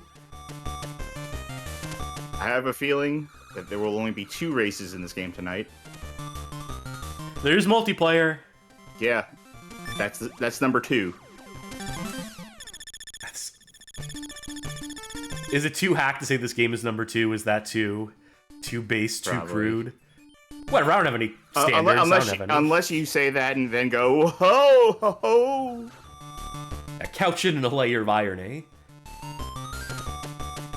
Or you give it an Andrew Dice Clay flair, go like, oh. Woody Woodpecker, I fucked him. Oh! We got disqualified. I'll quit the game, thank you very much. Want to just go right into 2-player mode? Because that Sure. race felt like an eternity. Okay, let's, I guess we're doing it in VBA, which means I'll have to, fuck around for a minute again to get this up and running. But, Oh, that's right, because, yeah. Because we've given up on Same Boy. Lame Boy, as I like to call it now. Game Boy Color. Where's my Woody? Oh ho ho ho. And yeah, I'm gonna have to crop the top. And then dial in the volume again. Alright, this should be good. Let's get a second window open for you, my friend. All right. Thank you, friend. See, the difference with our show and other programs that we're actually friends. Yes. Whereas everyone else is just mortal enemies that has to stream together. That's the Bag Game Hall of Fame difference. Like super best friends.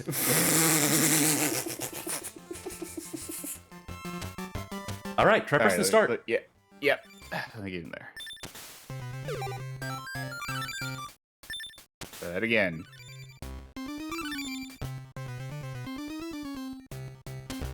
How did that happen? Maybe I need to make an entry first? Oh, yeah, probably. Mr. Taco says, "You've heard of Wild Woody? This is Mild Woody." How'd I get here? Let me just show the folk at home what I'm looking at here. I'm looking at this screen here. Okay, can you reset mine? My instance. Yeah. Let's reset yours. I'll idle on this screen, and hopefully... You can't skip these, can you? Nope. Go to 2-player mode. Now, don't press anything. Press start. There we go. Hey, there we go. Right, you're gonna have to make a profile, though. Yep, Cass v. Chark. I'll be All Smedley. right. I'll pick Splinter. Oh, Master Splinter. Excellent. Where do we want to race? Let's go to the city, I guess. Get Green Park. And that's it.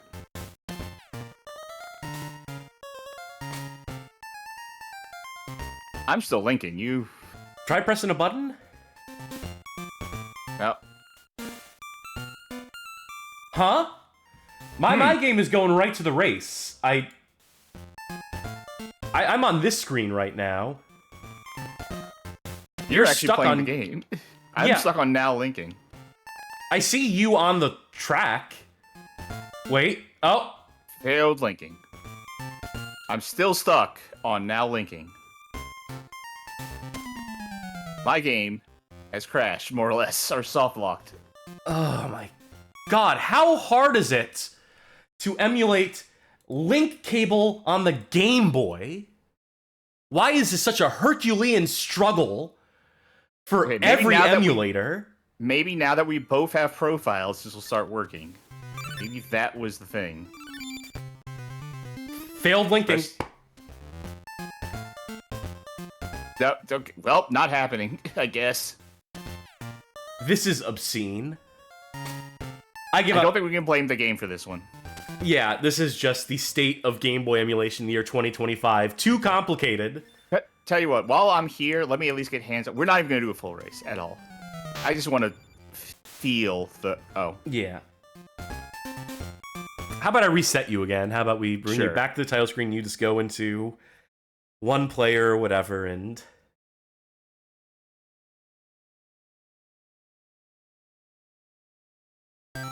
How do I even exist? Says my understanding is that the GB link cable protocol is complicated when you have to deal with any latency. There's no latency. This is both on running my computer. We're using Parsec so Charky can dial in to my computer and just like do inputs directly into my computer. This is how we've always done it.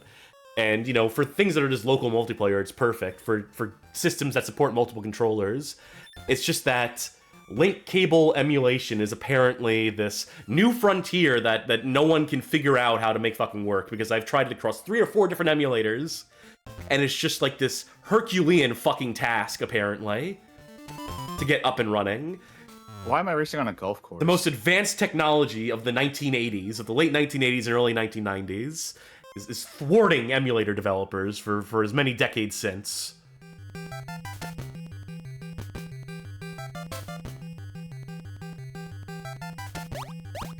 So how is it? Dull.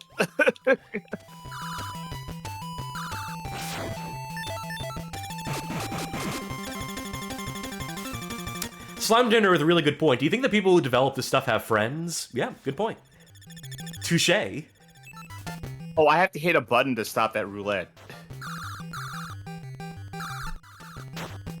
Okay. Couldn't exactly tell what was happening there.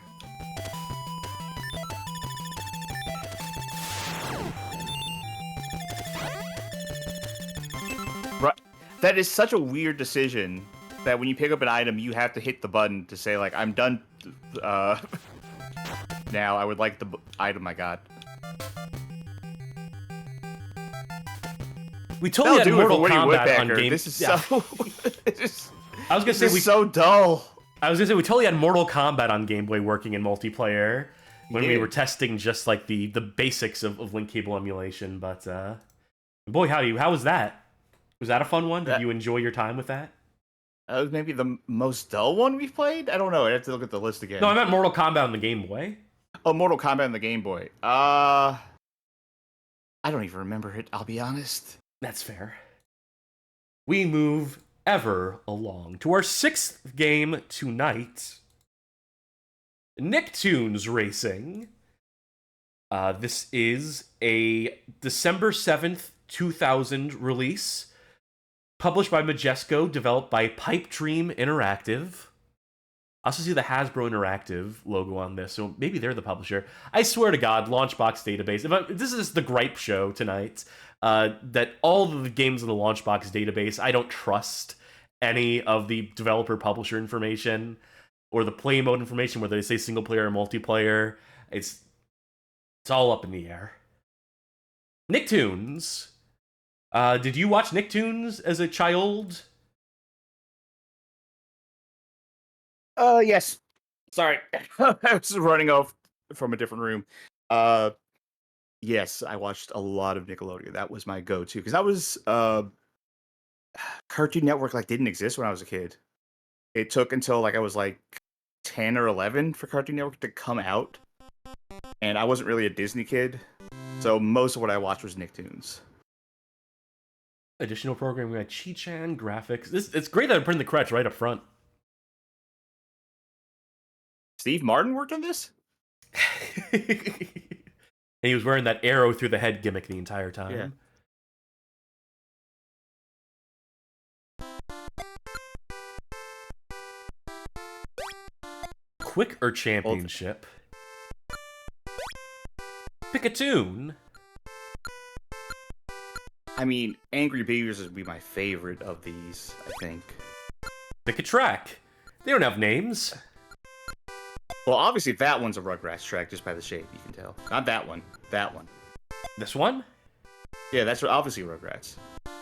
No, I think these tracks are all Angry Beavers. I think this is... Oh, I assumed that you were just picking... No, okay. see, these are the SpongeBob tracks. SpongeBob has some weird non-Euclidean tracks. The Rugrats tracks look like this. I for some reason, I felt like you were choosing what cartoon you wanted to rep, like your characters. Pick a racer. I should probably give them their due. Daggett, Norbert, SpongeBob, Tommy, Eliza, Arnold. Where's the Hey Arnold tracks in this fucking game? Cat Dog. Okay, that's a selection. I guess that's a selection of characters. And I know, again, this is one of those ones that has a console counterpart and PC counterpart. This does not have all the same characters from that. Eliza looks so different. She doesn't have an outline. Look at this. I'm sorry, 1 second. Go back to Norbert. That's not Norbert. That's Daggett, and that's not Daggett. That's Norbert. You sure about that? I'm looking it up. I'm looking it up right now. Mr. Taco said it, and I looked it up. That they got the names reversed. Incredible. Ay, ay, ay. I'll do Arnold. Oh, no. Oh. Oh, no. What's wrong with Tommy? Look at him. He's like... Tommy in this game looks like Charlie Brown got in the fly teleporter with Zippy the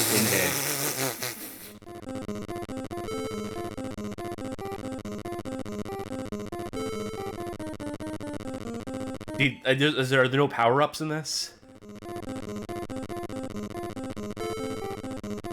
Is this just a no-frills isometric racer?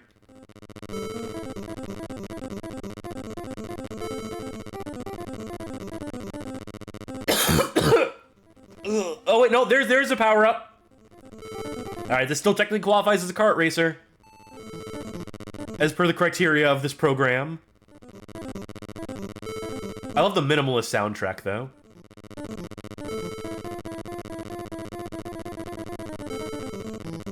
Don't you? I think Sharky is stunned silent. Or they went to the other room. One of the two. Yeah, remember what I said earlier? I was in the other room and I had to run back in to answer a question from you. Bad first place. That was a bad first place. You should have done better. Oh, is this like everyone takes turns playing the game? I'm not gonna do that, that's for sure. No, I think championship is like a sequential number of tracks, and this is just pick what track you want to do. I'll do Cat Dog and SpongeBob World. Did you pick the really convoluted track? Yes. Wow, Squidward has a lot of property in this. Oh, no. Who knows if I'm going the right way or not? Oh, dear God. Oh no, this doesn't work. No, you can't do this. This isn't allowed. I think the correct way to do this would be to never turn. Basically, whatever is the straightforward path is the path you take. Yeah, but there's no way to... I know they're not communicating that, but I think that's what you're supposed to do. Like, see? No, I'm just saying there's no way to correct it, because I was trying to follow the arrow, but then the arrow, then I accidentally, got bumped, and it sent me in the wrong direction. Like, it's easy enough to follow the arrows, but if you end up going down the wrong way, you can't completely turn around. Or at least I was struggling to do it at some point. There you go.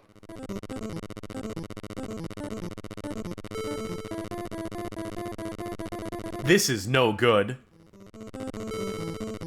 Well, I'm gonna have to do the next race. How many houses does Squidward fucking need? He can't afford this many properties. He can't afford this much real estate with his fucking crusty crab paycheck. Here's the thing. You're assuming that Squidward goes around everywhere building the same type of house that he lives in. Rather than maybe this is like a prefab house. Oh, good point, good just point. Installed all over Bikini Bottoms. Good answer.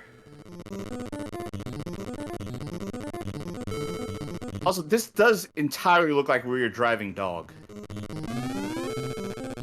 I didn't know Dog had a motor in them. Are we gonna... Oh, no! I was gonna win the race. On track right there. I don't think we're gonna win the race. I think you're being lapped. No. It says I was in position 2 and then 1. Now we're in position 3, you see.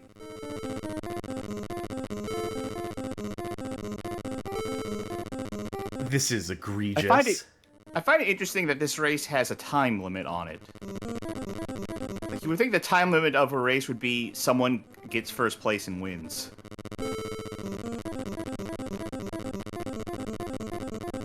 Man, they really didn't try with the soundtrack at all. Yeah, see, if I can pass Tommy, it'll be position 2.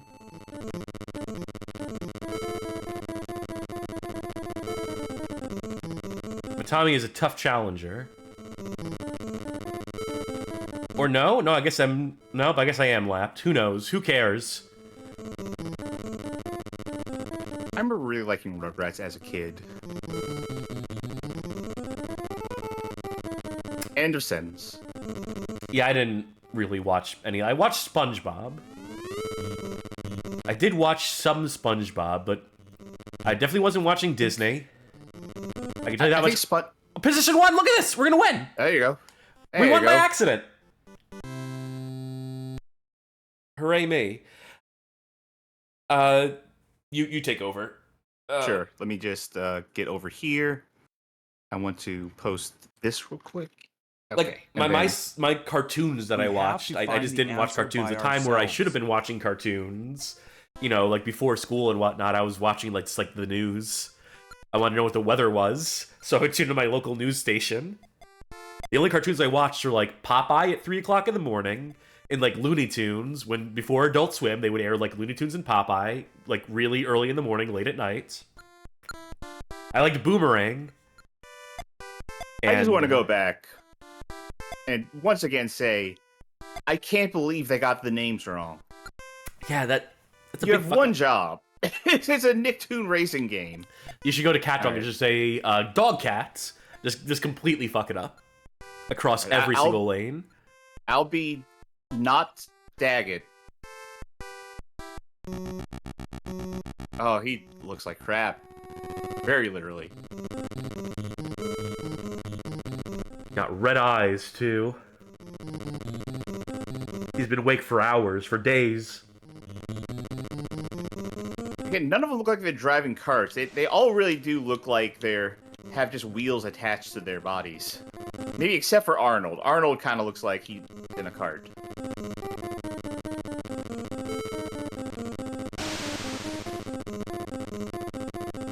What does it say about tonight that this is probably one of the most competent games we've played? And that would still rate as like a 2 out of 5 tops in my... Yeah, okay, so I was going to say that I think this is one of the worst nights of this show that we've done thus far. I know this is only our third one, but... And this is one of the worst nights, period. Across the entire stream, I think. Stay the fuck behind me, Arnold. Hey, Arnold, go fuck yourself. Folks, we thank you for tuning in. We thank you for tolerating this stuff. There was a Say Something Nice, by the way, that we completely ignored. Oh, I missed that.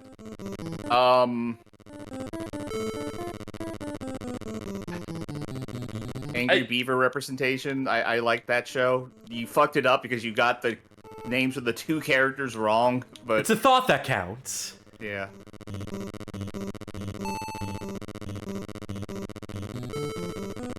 Like, I guess when I said this was the most competent game we've played tonight, that's something of a compliment, right?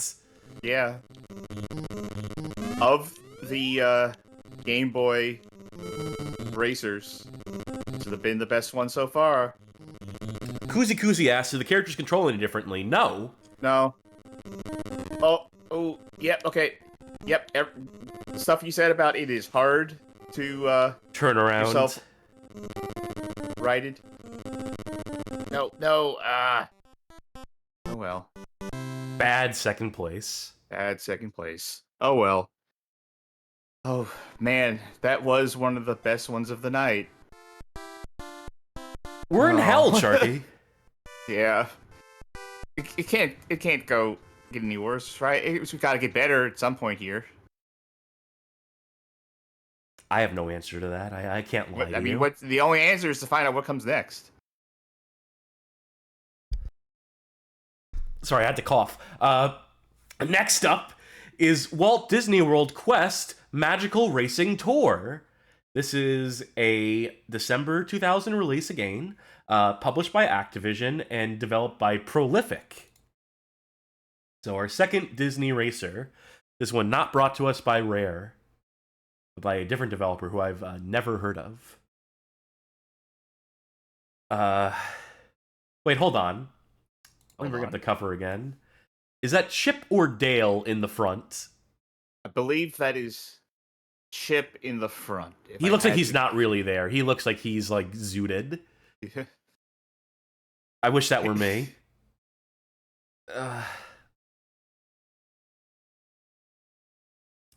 We're not even going to look up if any of these games have multiplayer. I've given up. That ship has sailed. Okay. Crystal Dynamics? What the fuck?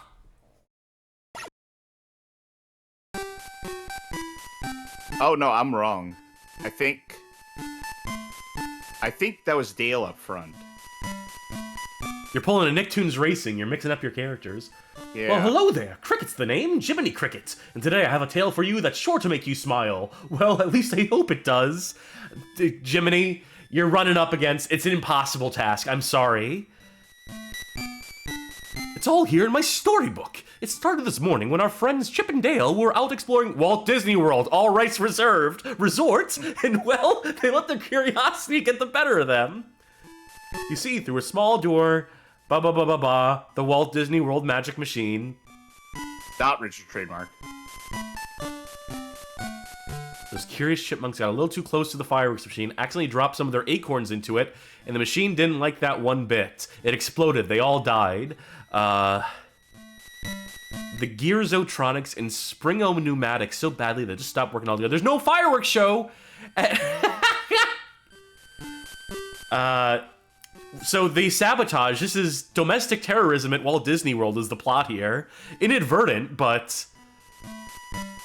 So it's up to us now to make sure the fireworks fire tonight. We've got to help Chip and Dale find the pieces of the machine and put them back together in time for the show. Everyone visiting the park is depending on you.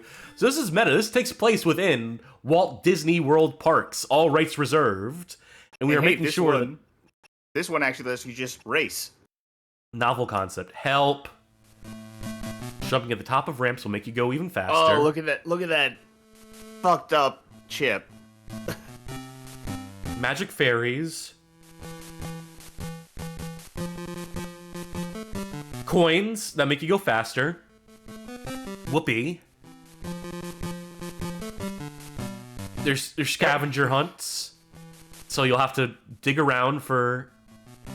Oh, and they stuck the credits in here. Yeah, if you need any further help, reach out to these people here. Here are all their home addresses. What did Crystal Dynamics have to do with this?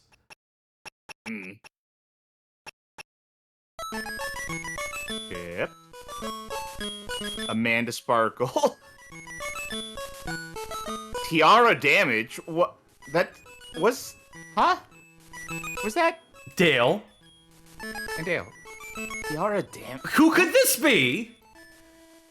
We'll never know. Who the fuck is this? Donald the Duck by way of Marvin the Martian? Bruno Biggs? Who the fuck is Tiara damage? Mo Whiplash? That guy?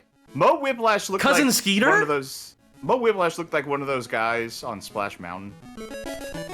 Could they not afford the rights to, like, actual recognizable characters? I bet these are Oliver Chickley III. I bet these are like characters like on the rides or something. Maybe? I don't know. You know what? Maybe they're Chip and Dale characters. I didn't watch fucking Chip and Dale. Polly Roger. Oh, he rules. Baron Carlot.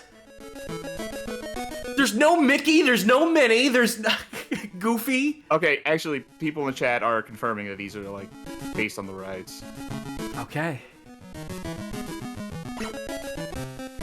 Big Thunder Mountain. Blizzard Beach. Who knows? Dinosaur. Test Track.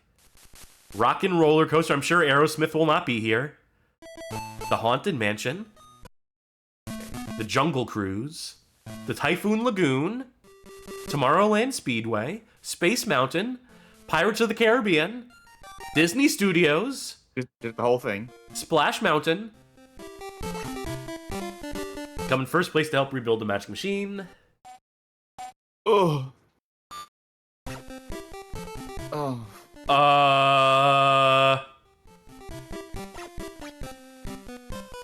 Horizontal Racer. Did I wake up today? Go back to sleep, Sharky. I am in bed right now.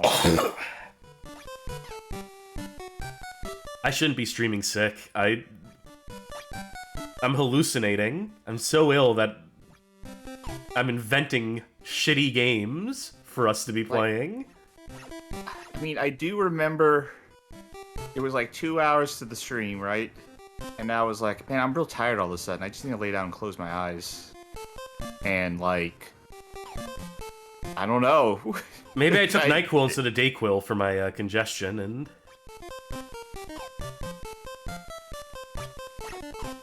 I'm in a teacup. Oh no, a teacup.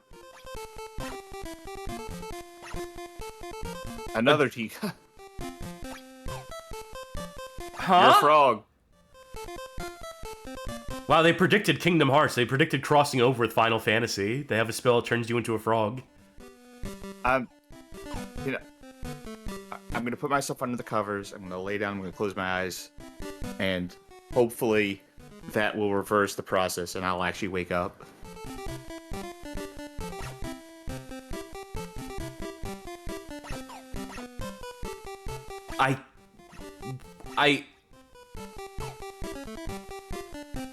I can't believe this.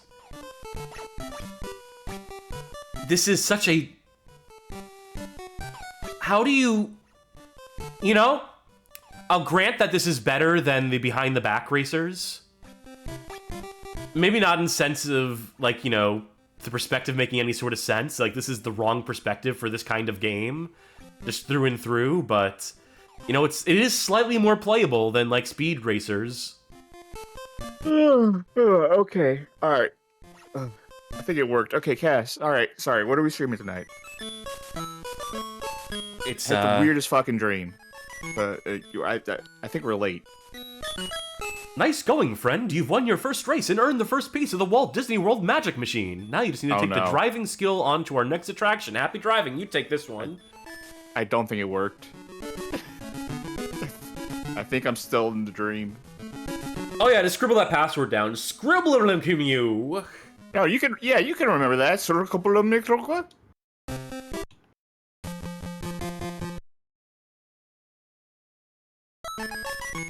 You want to change characters? Good idea. Good thinking. Where is he?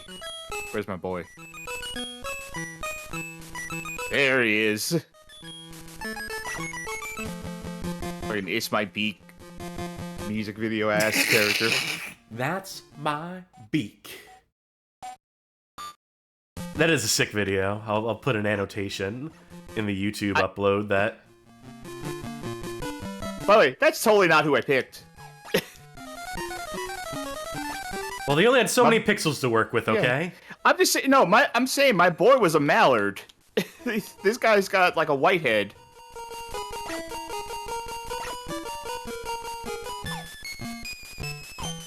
I think I hate this music. Don't like how this controls. There was another Christmas riff there. Be racing. Na, na, na, na, na, na, na, na, na. Is that one of the Bernstein Bears? Why are we hearing so much Christmas music tonight? It's our out-of-season Christmas special. Starring... I love this part of just the season. Ah, fuck.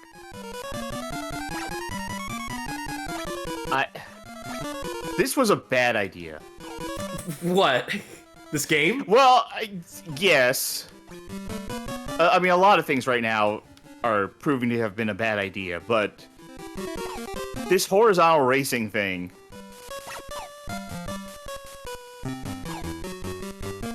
What's interesting is that it still has the whole, like, bottom third of the screen problem as the behind-the-back racing games. It's just now going sideways. What? Okay, I embody this now. By the way, you apparently have to collect 30 coins on each of these tracks in order to get, like, full completion. What did that do for me? Like, I thought I was gonna, like, I thought that was like a bullet bill in Mario, but No, we're capped out at 10 coins. I mean, it doesn't let us collect any more than 10, so I don't know what the...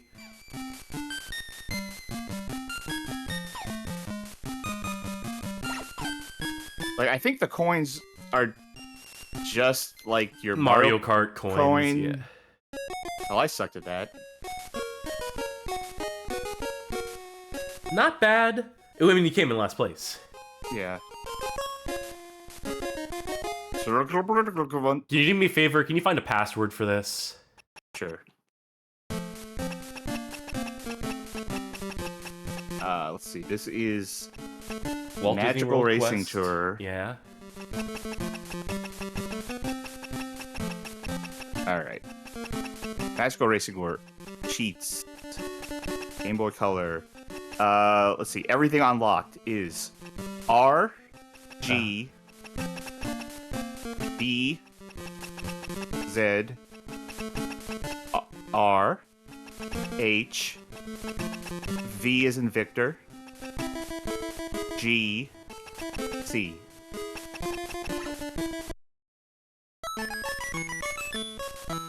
We finally see those other characters. Oh, it was Jiminy Cricket the whole time. Cud 71. Ned Shredbetter. You know, with a name like that, kids in his class called him Ned Bedwetter, right? Nerd like, he got Bedwetter. bullied to hell. Where's Polly? I think I passed her. Yeah. Who are you looking for? Oh, Polly Polly Roger.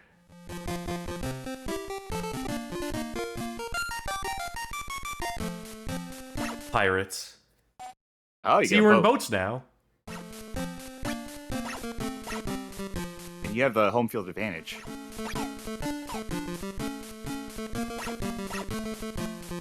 Tiara damage. What's your major Strange. damage, Tiara? Damn, I got my flow state going right now. Like, when I googled that to see if that was a character I didn't know of, like, the only real result that came up was for something called the Parody Wiki, which I don't even know conceptually what that's supposed to mean. The Parody Wiki? A parody of wikis? So just fake facts? That isn't encyclopedia? Watch out for those teacups.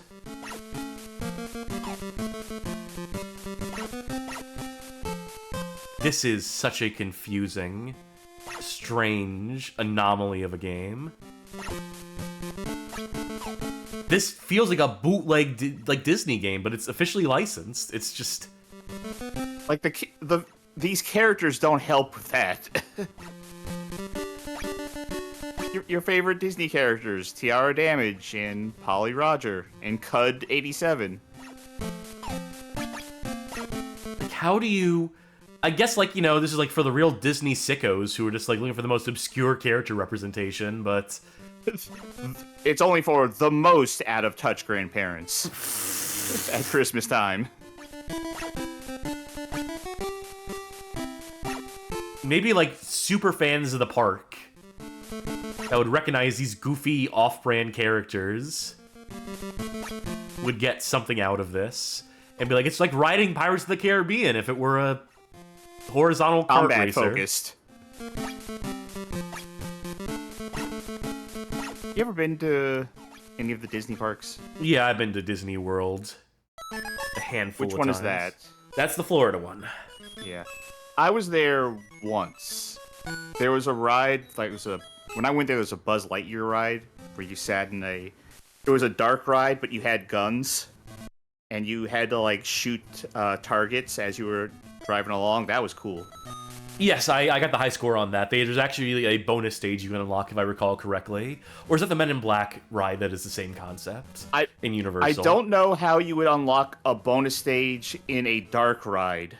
There's a it's on second a track track. it goes off on, I Okay. believe. This could be complete misremembrance. I just remember that I had, like, quadrupled the score of everyone in my car because I'm so goated at, like, rail shooters. And I think they got, feel like, a like special prize for it or something. I feel like you're your confidence in your ability at like rail shooters makes you think that every time you play one, it's just like the last Starfighter. I'm hoping one of these days they'll whisk me away to a better reality where I can be truly appreciated for my prowess.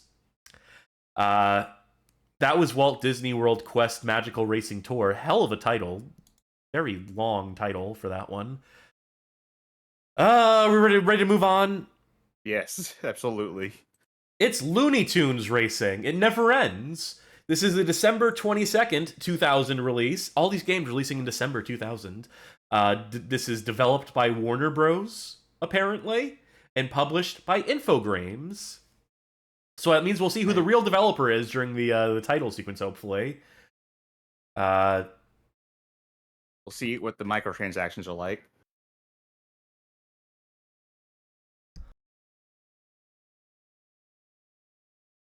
Speaking of Warner Brothers, and because there's nowhere else we would talk about this on a stream, I think, anytime in the near future. Did you see they added a new secret character? They added a what now? A new secret character to Mortal Kombat. Oh yeah, his name is Floyd, and he's a pink ninja. That's kind of funny. When I saw like not a screenshot, a YouTube thumbnail saying with new Floyd character, I thought people were fucking with me. I thought that was like a parody video or something, like someone modded in a pink ninja. Hey, it's like, no. These difficulties? Rookie, pro, expert. Which one of these is pro or expert the hardest? It defaulted to pro. Pro is normal, I'd have to say. Yeah, people in chat are now confused. They're saying, who? What? It's like, yeah, there's a new ninja in Mortal Kombat named Floyd. He is Pink Floyd. He has like all the special moves of all the other ninjas. And it's like a secret fight where you have to... There's like a list of 37 different challenges. You have to do 10 random challenges, and those challenges are assigned to you at random. And it's like becoming a Jedi in the old Star Wars Galaxies MMO. Everyone has a different bespoke quest they have to go on. Mm-hmm. Let's look at our characters here. Bugs powers his custom cart with carrot juice. Wile E. Coyote blasts around the track in his... Oh, I have to press down. Rocket cart, sort of. Daffy's C cart. Reserve says you sound like a kid at the schoolyard right now. This means like sharing playground rumors about how to unlock it. How to unlock. You go on. Daffy's cart takes the road like a duck to, well, the road. Lola is a real contender in her high-tech cart. That's it. That's it. Anyway, the last thing I want to say was I think that's kind of cool that they're doing like basically old school arcade secret characters, or like weird esoteric ways to get them. Like he even appears before some matches, like Reptile did, and would give you a hint. So that's cool. We're back that's to probably this. The last update we're ever going to see from Mortal Kombat 1. We're back to this shit. This looks so much better though than Doraemon. Oh, not just because of the color thing. It just functions so much better. Sorry if I can't mute my coughs right now while I'm in the middle of playing. So I'm usually like quick on the mute button, but I'm so invested in this high speed. Oh, there's Yosemite Sam. We couldn't play as him. Is this track supposed to be just purely a circle? Because you're definitely not doing that. You're going the other ways. Like, what is that mini-map supposed to represent? Because that's not how this track is shaped.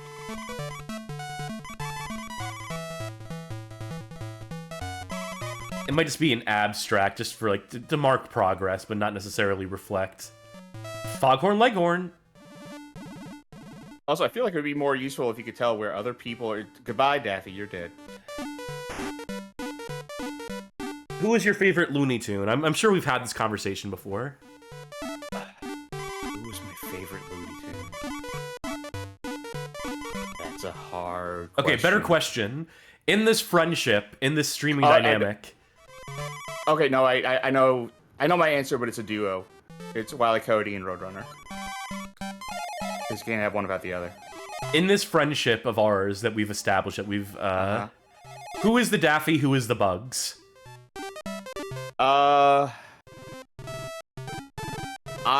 I feel like I get one over on you enough times. That you're bugs. I'm the bugs. I'm happy with that. I'm content with that because Daffy is my favorite Looney Tune. So that was a 1-lap race, I think. Wabbit Woods.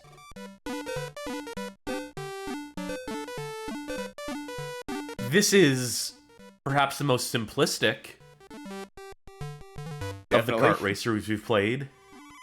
Let me look something. Was there a password option on this thing? Yes. All right, let me see if this game has a password for, like, unlock all characters. Just so we have something different in this game.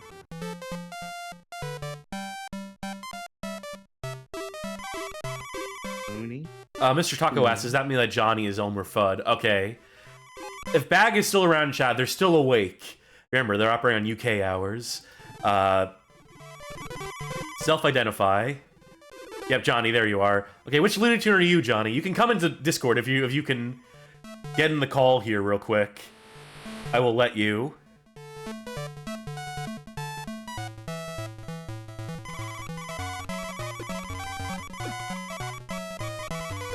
This is your chance, Johnny. No one has written down anything for codes for this game. Surprising.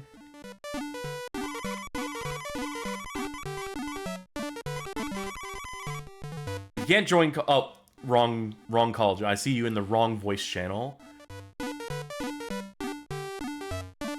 Who in Town Nation says I'm like Elmer Fudd? All right, what's real quick? What is your Looney Tune character representation? Who represents you most? I have to think. It might be Sylvester, maybe. I like that for you. I like a Sylvester for you. Always. I lost because I came in second place. I won 20 credits though. I can't believe it was called Elmer Fudd. Well, I'm glad you came in here to call them out for it. They want me to try that again. You want to try this, Charky? Yes, sure. Go for it. All right. I say, you better try it again. If I can... Buttons. There we go. Hey, Johnny, how does this game look to you? Does this look like a good game? How have the games been tonight? Ooh. Well, I did that wrong, I guess, somehow. I have a long-going theory that Game Boy and Game Boy Color actually have mostly bad library. Yeah! This stream's been great evidence of that. Yeah, I would say so. It is definitely reinforced that point to me. You know, I will say, that's some smooth turning on Daffy there. Yeah. Some smooth animation. You can put a lot of frames in when you don't have to turn around, when it's all just forward facing. Yeah. Any last words, Johnny? Any last words for the audience at home? Any other Looney Tunes character impressions in you? I don't wear pants. Very good. Thank you, Johnny. Thank you for that brief cameo from our friend Johnny. What was the plane? I have no idea. I could not figure out how to to jump over that or do anything with that. Johnny will be back on the show soon, Thursday. I'm sure. If not Tuesday, on Thursday.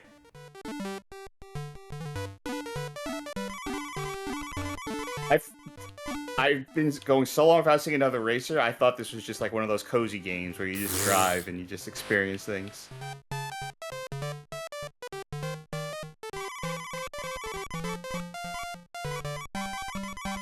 Johnny points out the parallax scrolling here makes no sense, and they're right. Look at the layers of parallax above them. Oh, yeah, okay, now, that looks real bad now. How are you supposed to win this fucking race?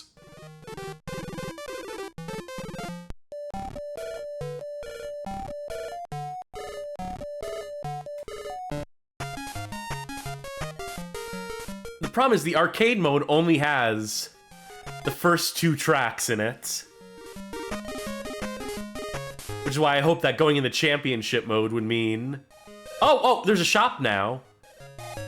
Oh, we can buy characters here. Okay, we can buy Taz for 500, which means we'll never afford them. Foghorn Leghorn, Yosemite Sam, Marvin the Martian. That's it. Then we can buy items as well. So you'd have to know to back out of the menu there to buy these items.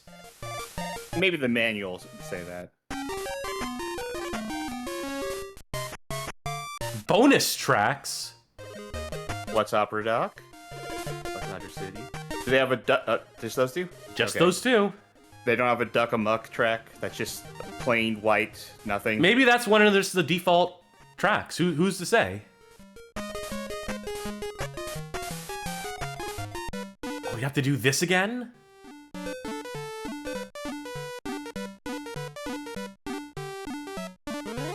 So we just get the one item to start with. I actually bought 2 boosts. So that's a little... Oh, came back. I wonder if that means I won't have those boosts for the next races? race. Yeah. I kind of can't believe this. This whole night. Yeah, this whole night, really. And again, this is, despite everything, still one of the more competent games. The top 2 among, it's this and, whichever other one I said was one of the most competent of the nights. Was it the Nicktoons game? Yes.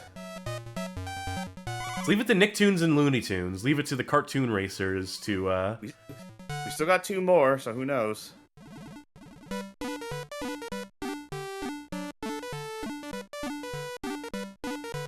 Man, handheld gaming just sucked, didn't it? It was just... They were good handheld games. I think they were good handhelds on the Game Boy. I think this particular genre is extremely ill-suited to work on the Game Boy.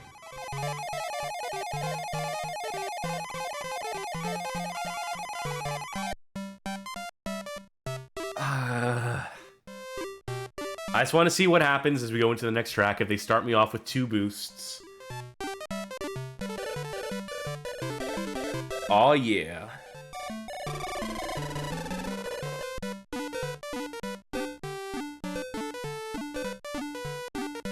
Nope. Nope. You use them. Nightmare. Bugs Bunny.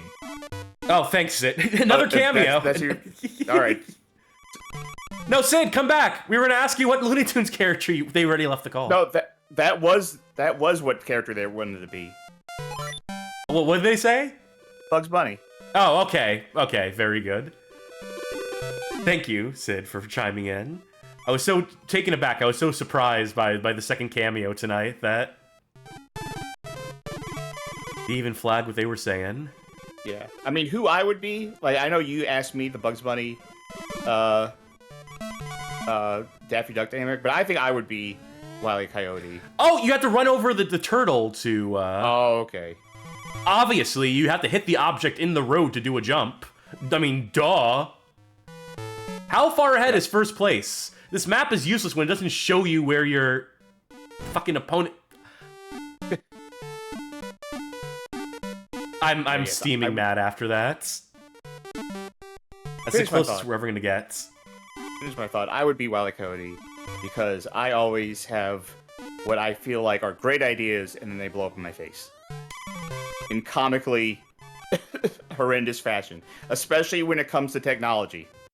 I was gonna say that I should be the Wile E. Coyote in that case, because I thought that a good idea would be a handheld kart racers night, and this has certainly blown up in my face.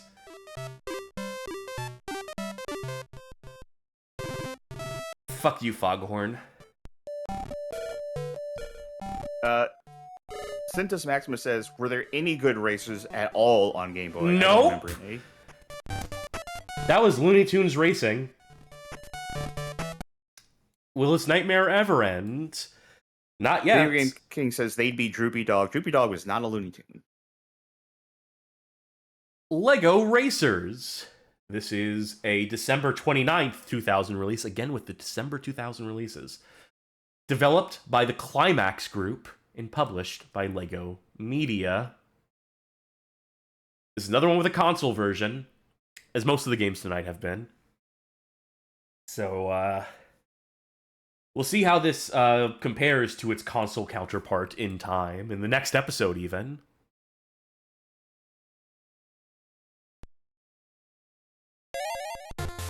Alright, what racer game is this? I'm having a hard time figuring it out. This is K'NEX. It's Duplo. Ucko. I think that's just what that says. Alright, build your racer. Oh. Not like that. I think maybe edit racer is how you do it. Oh, no, here we go. Now, you know what? Sure, show everyone what it is, because I know what hat you're picking. Yeah. I just want to see how yeah. I recognize so many of these minifigure components of these pieces. Duh. Let's see the other ones. Not like I'm going to choose these, but, ooh.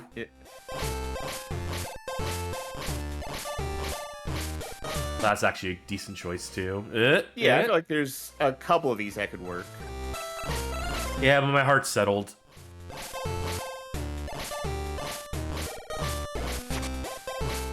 Sick. I can't wait for all these details to be readily apparent as we look at our racer.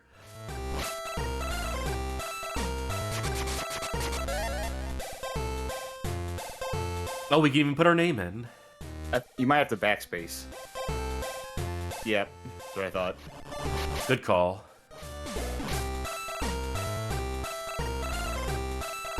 This is novel enough. I mean, I guess you have to have this, because you have to have some component of building in this, being a LEGO game.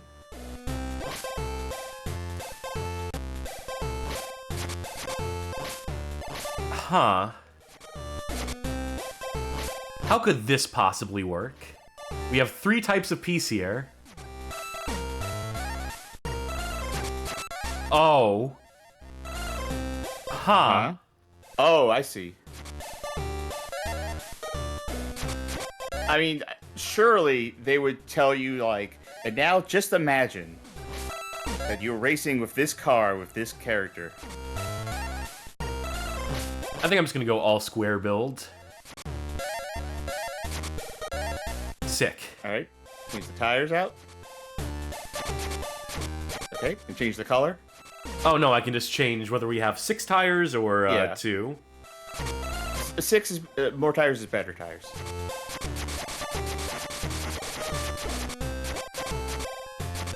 Perfect.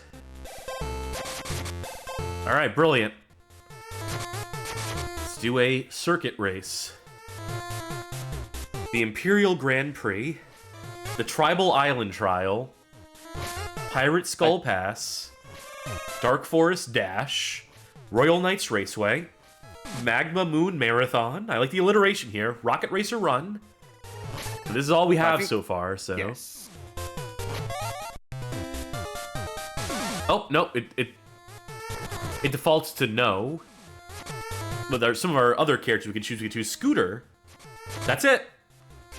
Those are our 2 choices. Either R on the high seas or on land. You are no match for the great Captain Redbeard, so give it up, matey. Har har. By the way, no codes for this one for unlocking, like, tracks. Of course. Hey, look at that. It's kind of what we picked. Hey, yeah. I mean, yes, it is. There is no time to react to the pickups here. It's based on the perspective. Why does that guy get tank treads? I mean, do we not also have the tank treads, technically? Oh, yeah, I guess that is... Okay, yeah. I was seeing him differently.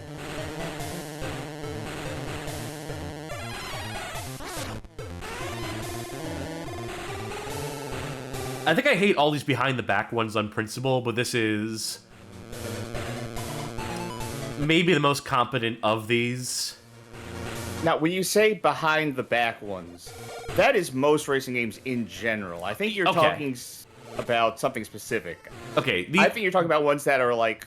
These are like scalar-based racers, yeah. Yes. The technical term for this kind of racer would be a scalar-based, because everything you're seeing here is like all sprite-based, all like billboard, and it's just like a trick of the track to make it look like it's like this forward momentum.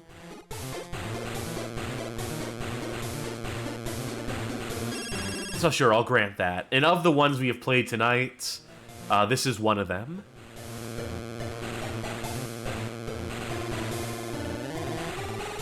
The customization adds some sort of element to it.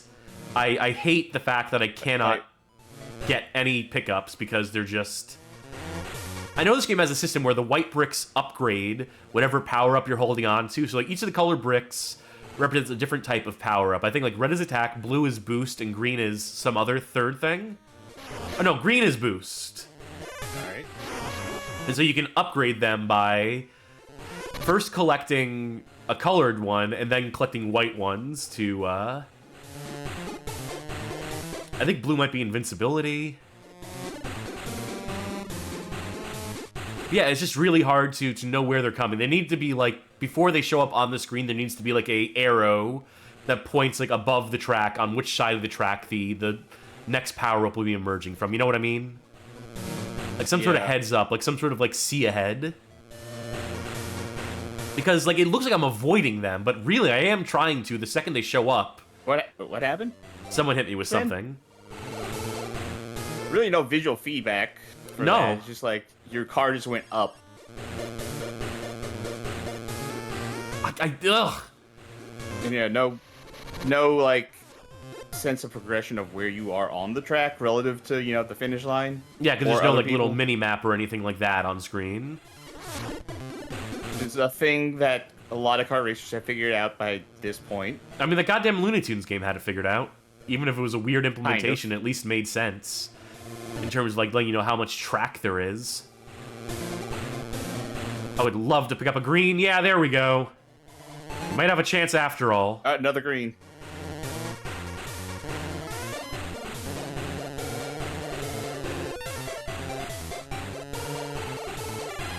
Okay, so blue is clearly some kind of shield, I guess, against attacks. Like, it seems like the strategy is just get green when you can. Yeah. If you can. If you can. If you can is what I should have said, yeah. Ah!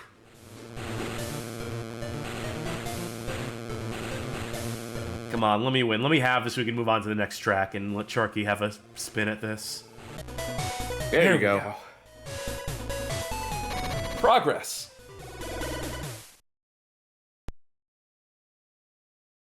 Man, Captain Redbeard only came in third.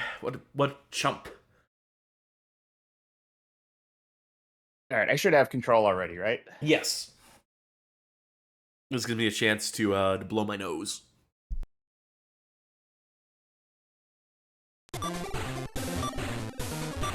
What did all those hieroglyphs say? Oh, I only read hieroglyphs for the pretty pictures. Like, I know they mean stuff, but I just look at it and go like, bird. I didn't pay enough attention in hieroglyphics class in school. I took 5 years of hieroglyphics and none of it retained, none of it stuck.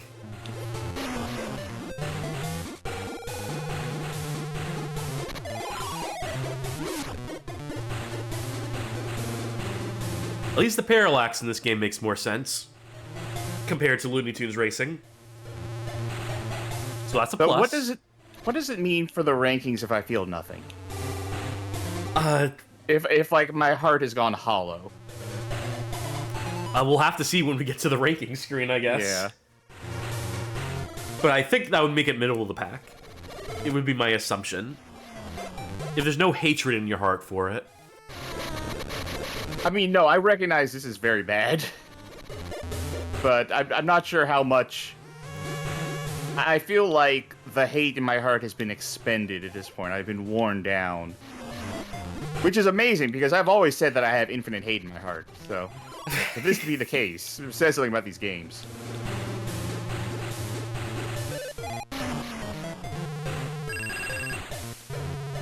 It just moves too fast. Or, maybe that's not the word I'm looking for. As you said, what appears on screen comes and goes too fast to react to, like, where an item is going to be. Yeah, which makes it pretty much impossible.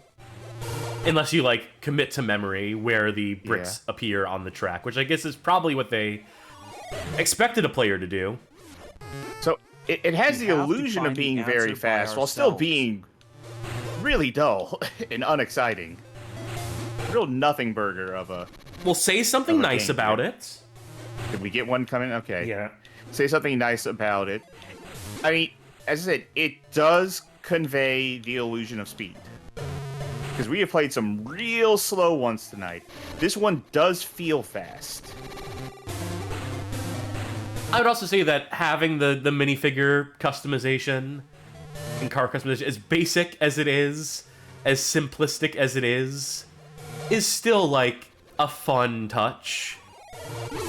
I can see the cowboy hat on our racer. Sometimes. Sometimes. I'm going straight ahead, then yes. Otherwise, it kind of looks like a hard hat. This game's still under construction.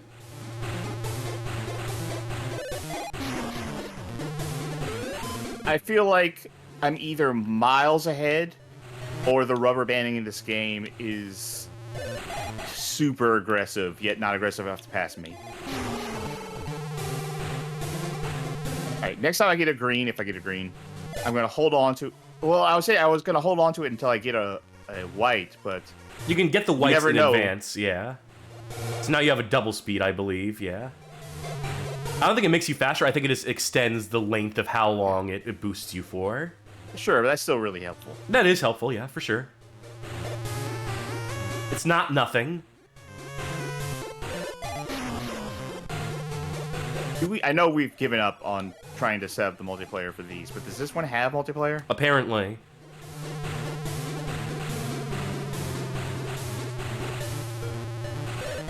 There's just nothing to really gain from it, yeah.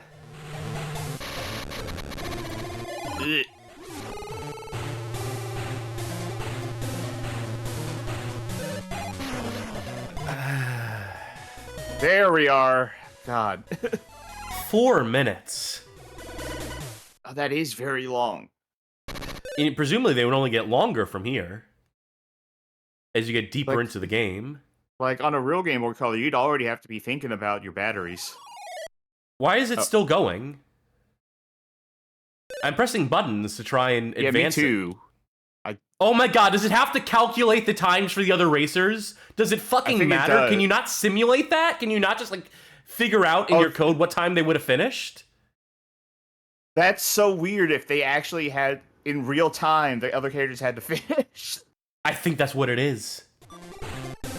No? That'll do it. Yeah, that'll do it for LEGO Racers on Game Boy Color. Well,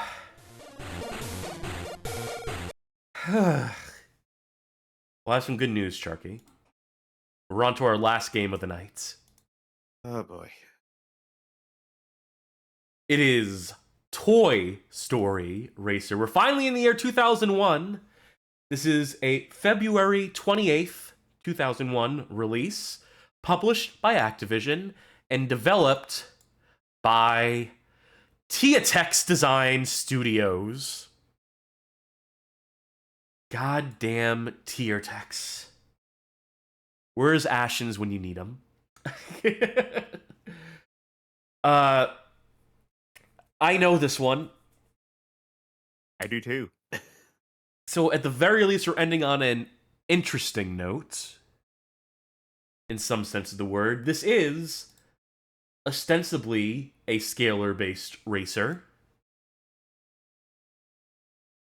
but with a unique gimmick. Show me that Teatex logo.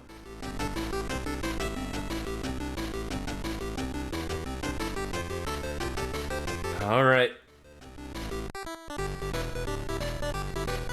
Difficulty. It defaults to easy. I'm keeping it on easy. That's. Tournament. Andy's House Bedroom Bash. We got Buzz. Ooh. Woody. Bo Peep. Mr. Potato Head. Where's the trademark? Yeah. Honestly. Now, I noticed that they had a trademark for Etch-a-Sketch, but you can't play as Etch-a-Sketch. There we are. That's a cute screen, at least. That's a cute use of the Etch-a-Sketch for...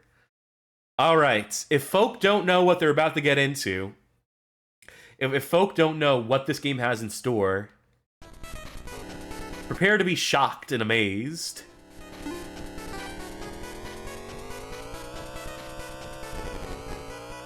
That's right. It is full motion video of a sort. Not really full motion video. It's trickery, of course, but yes, it is the illusion of proper 3D track on the Game Boy Color here. So there was a Hot Wheels game for PC back in the day that was like a full motion video, and you were just controlling the car like laterally as the full motion video played. Yeah, a few DOS and games of that era did attempt this, mostly on the computer end, mostly like with CD-based media. Yeah, and this is a Game Boy version of that technique. So this would have to, I'm gonna belie my real lack of technical knowledge here. I vaguely understand how this works. It is not like they have like just like every single frame of this. Like it's swapping between frames. That would not work if like the entire background was a singular frame and it was just like going through like thousands of frames to comprise the track. This is tile map based. And, you know, it would take a lot of trickery. It would take a lot of like rapid tile map swapping and dividing the screen into quadrants of quadrants of quadrants of like chunks basically to produce this illusion. You know, dealing with like singular solid colors, crushing the color depth, an absolutely necessary trick to make this whole thing work. But again, the point I'm trying to make here is that it's not an insubstantive amount of effort, that this should be applauded. In the regard... the gameplay, though. Yeah, that's the thing. It's not the worst we've played tonight. But it's not great. It suffers from all the same issues as other scalar-based racers.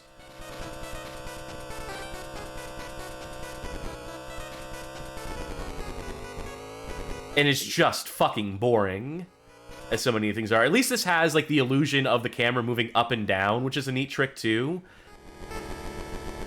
Uh-oh. I got stuck on a corner, and I cannot get out of the corner. Am I in fourth again? I believe I am.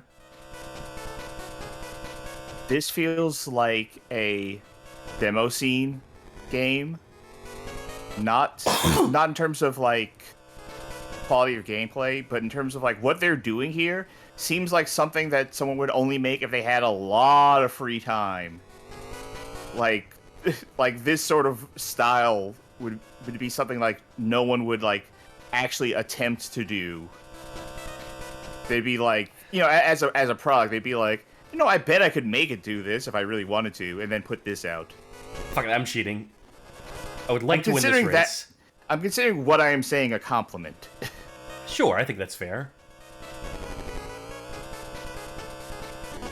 Ugh! It's so hard to not crash into people in this.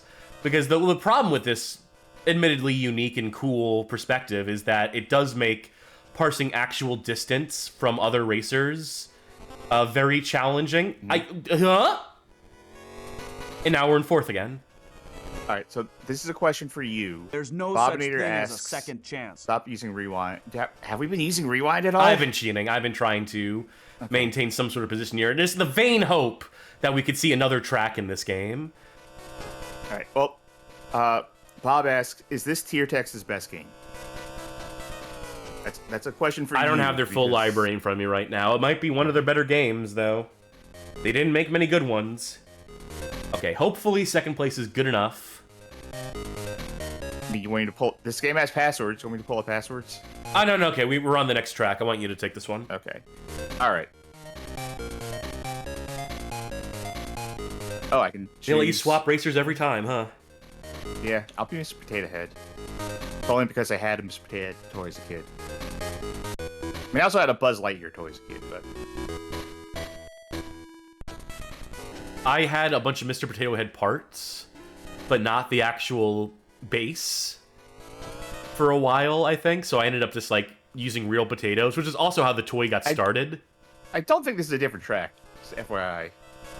It has a different name. Did it? No, this is the same thing. I thought it was the exact same name.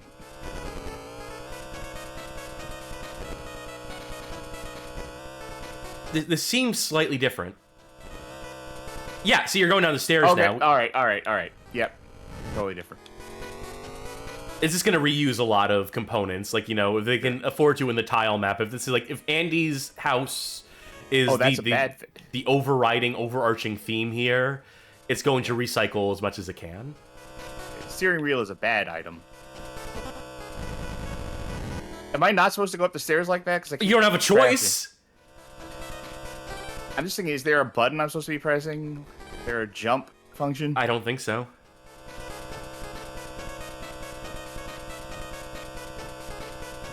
I mean, it makes sense that they would reuse assets. Not only because of the whole it's Andy's house thing, but also because this is probably takes up a lot of room what they're trying to do here. I would imagine. I mean, there's a lot of compression techniques you can use here in terms of like the tile map and how you're splitting up assets. Like, you know, look at like this blue wall, right? Yeah. You save a lot by just having like most of the wall be blue here and just be like, all right, so these tiles are all just the same tile. I'm sure they are doing. I can tell they're doing a lot to save room, but I feel like that's definitely out of necessity of needing as much room as they can possibly have to make all this work. Doesn't feel good. No. Still, I don't know what to do with that. Still, honestly, not the worst we played tonight. I'll say not the worst we played tonight.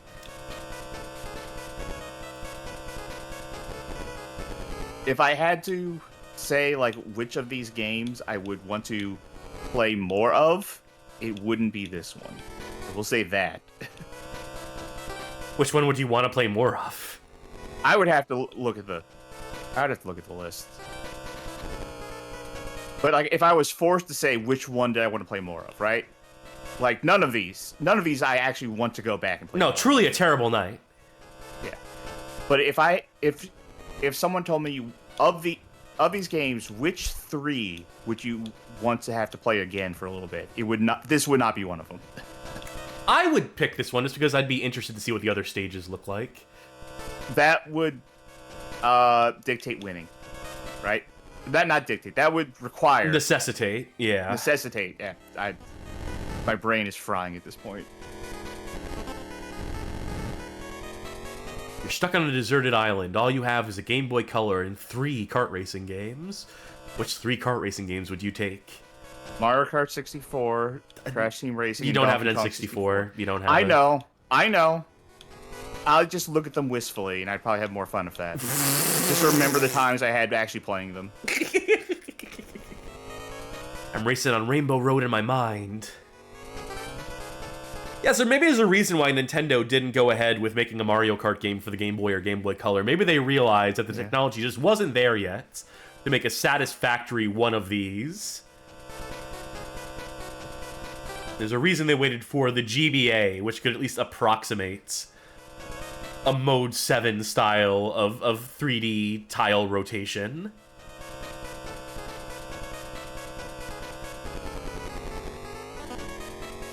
Damn it. But we won't be seeing that next episode. Next episode is return to consoleized, to 6th generation kart racers. You ever imagine you'd feel relief knowing that we were going back to console kart racers? No. Press start. Indeed. Press start. Pizza Planet, fast food. All right, let's see a little bit of this. Yeah, let me. Right.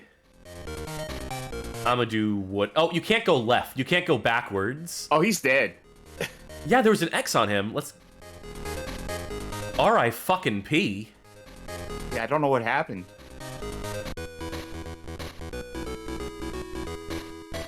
Oh, there's aliens on the track instead of, There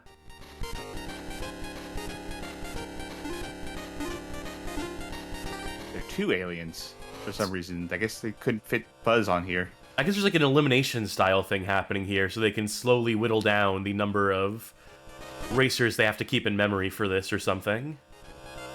But Buzz wasn't locked, and we've been through a couple of Yeah, I don't know. I'm grasping at straws here.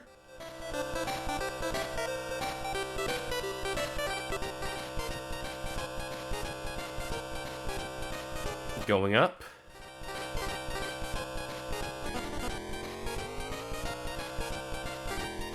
Oh, thank God they had the turn indicator there.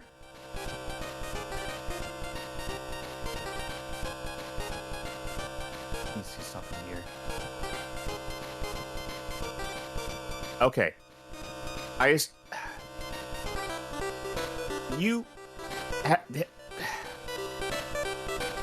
Did you ever see Toy Story 4? No. Okay, I didn't either.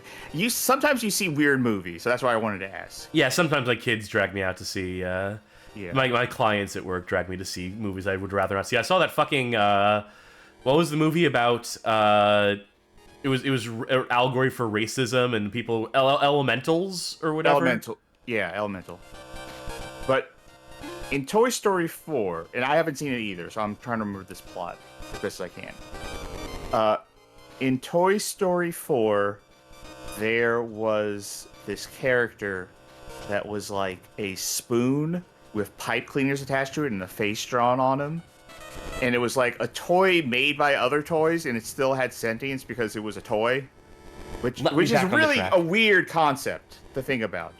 But whatever. It was a plastic spoon with pipe cleaners on it and a face drawn on a Sharpie marker. Disney sold toys of that. You could go to the store and buy like probably like a $7 to $15 toy of a plastic spoon with pipe cleaners and a face drawn on it. Oh, the wheel reverses your controls. That's why I kept grinding yes. against the track earlier. Okay. Like, I feel like if you told that to Karl Marx, like... He would weep. He would roll in his grave. He would be very confused because you'd be speaking in English, probably. I like how instead of power-ups, it's mostly just power-downs. It's mostly just fuck yous for... Yeah. I don't know if when I was playing if I ever actually picked up a power-up. I saw you had the horseshoe. I don't remember getting anything like that. I haven't picked up that anchor yet. I'm sure it's bad for you. It's probably for the best I haven't picked it up. Oh, Video Game King says Karl Marx spoke English. Okay. You still wouldn't know what a Toy Story is, so... Yes.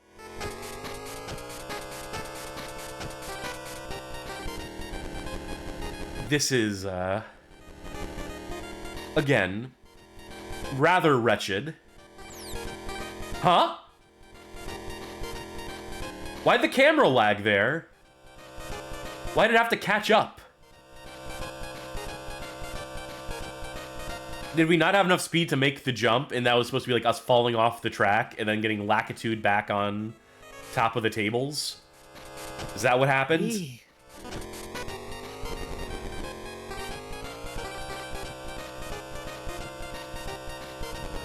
Can I'm surprised come we're and not seeing this fourth? race to the end. My competitive nature makes me want to not come in fourth. Well, never fucking mind. Hey, the stop rewind ran out a while ago. Oh, whatever. Who cares? I feel nothing anymore.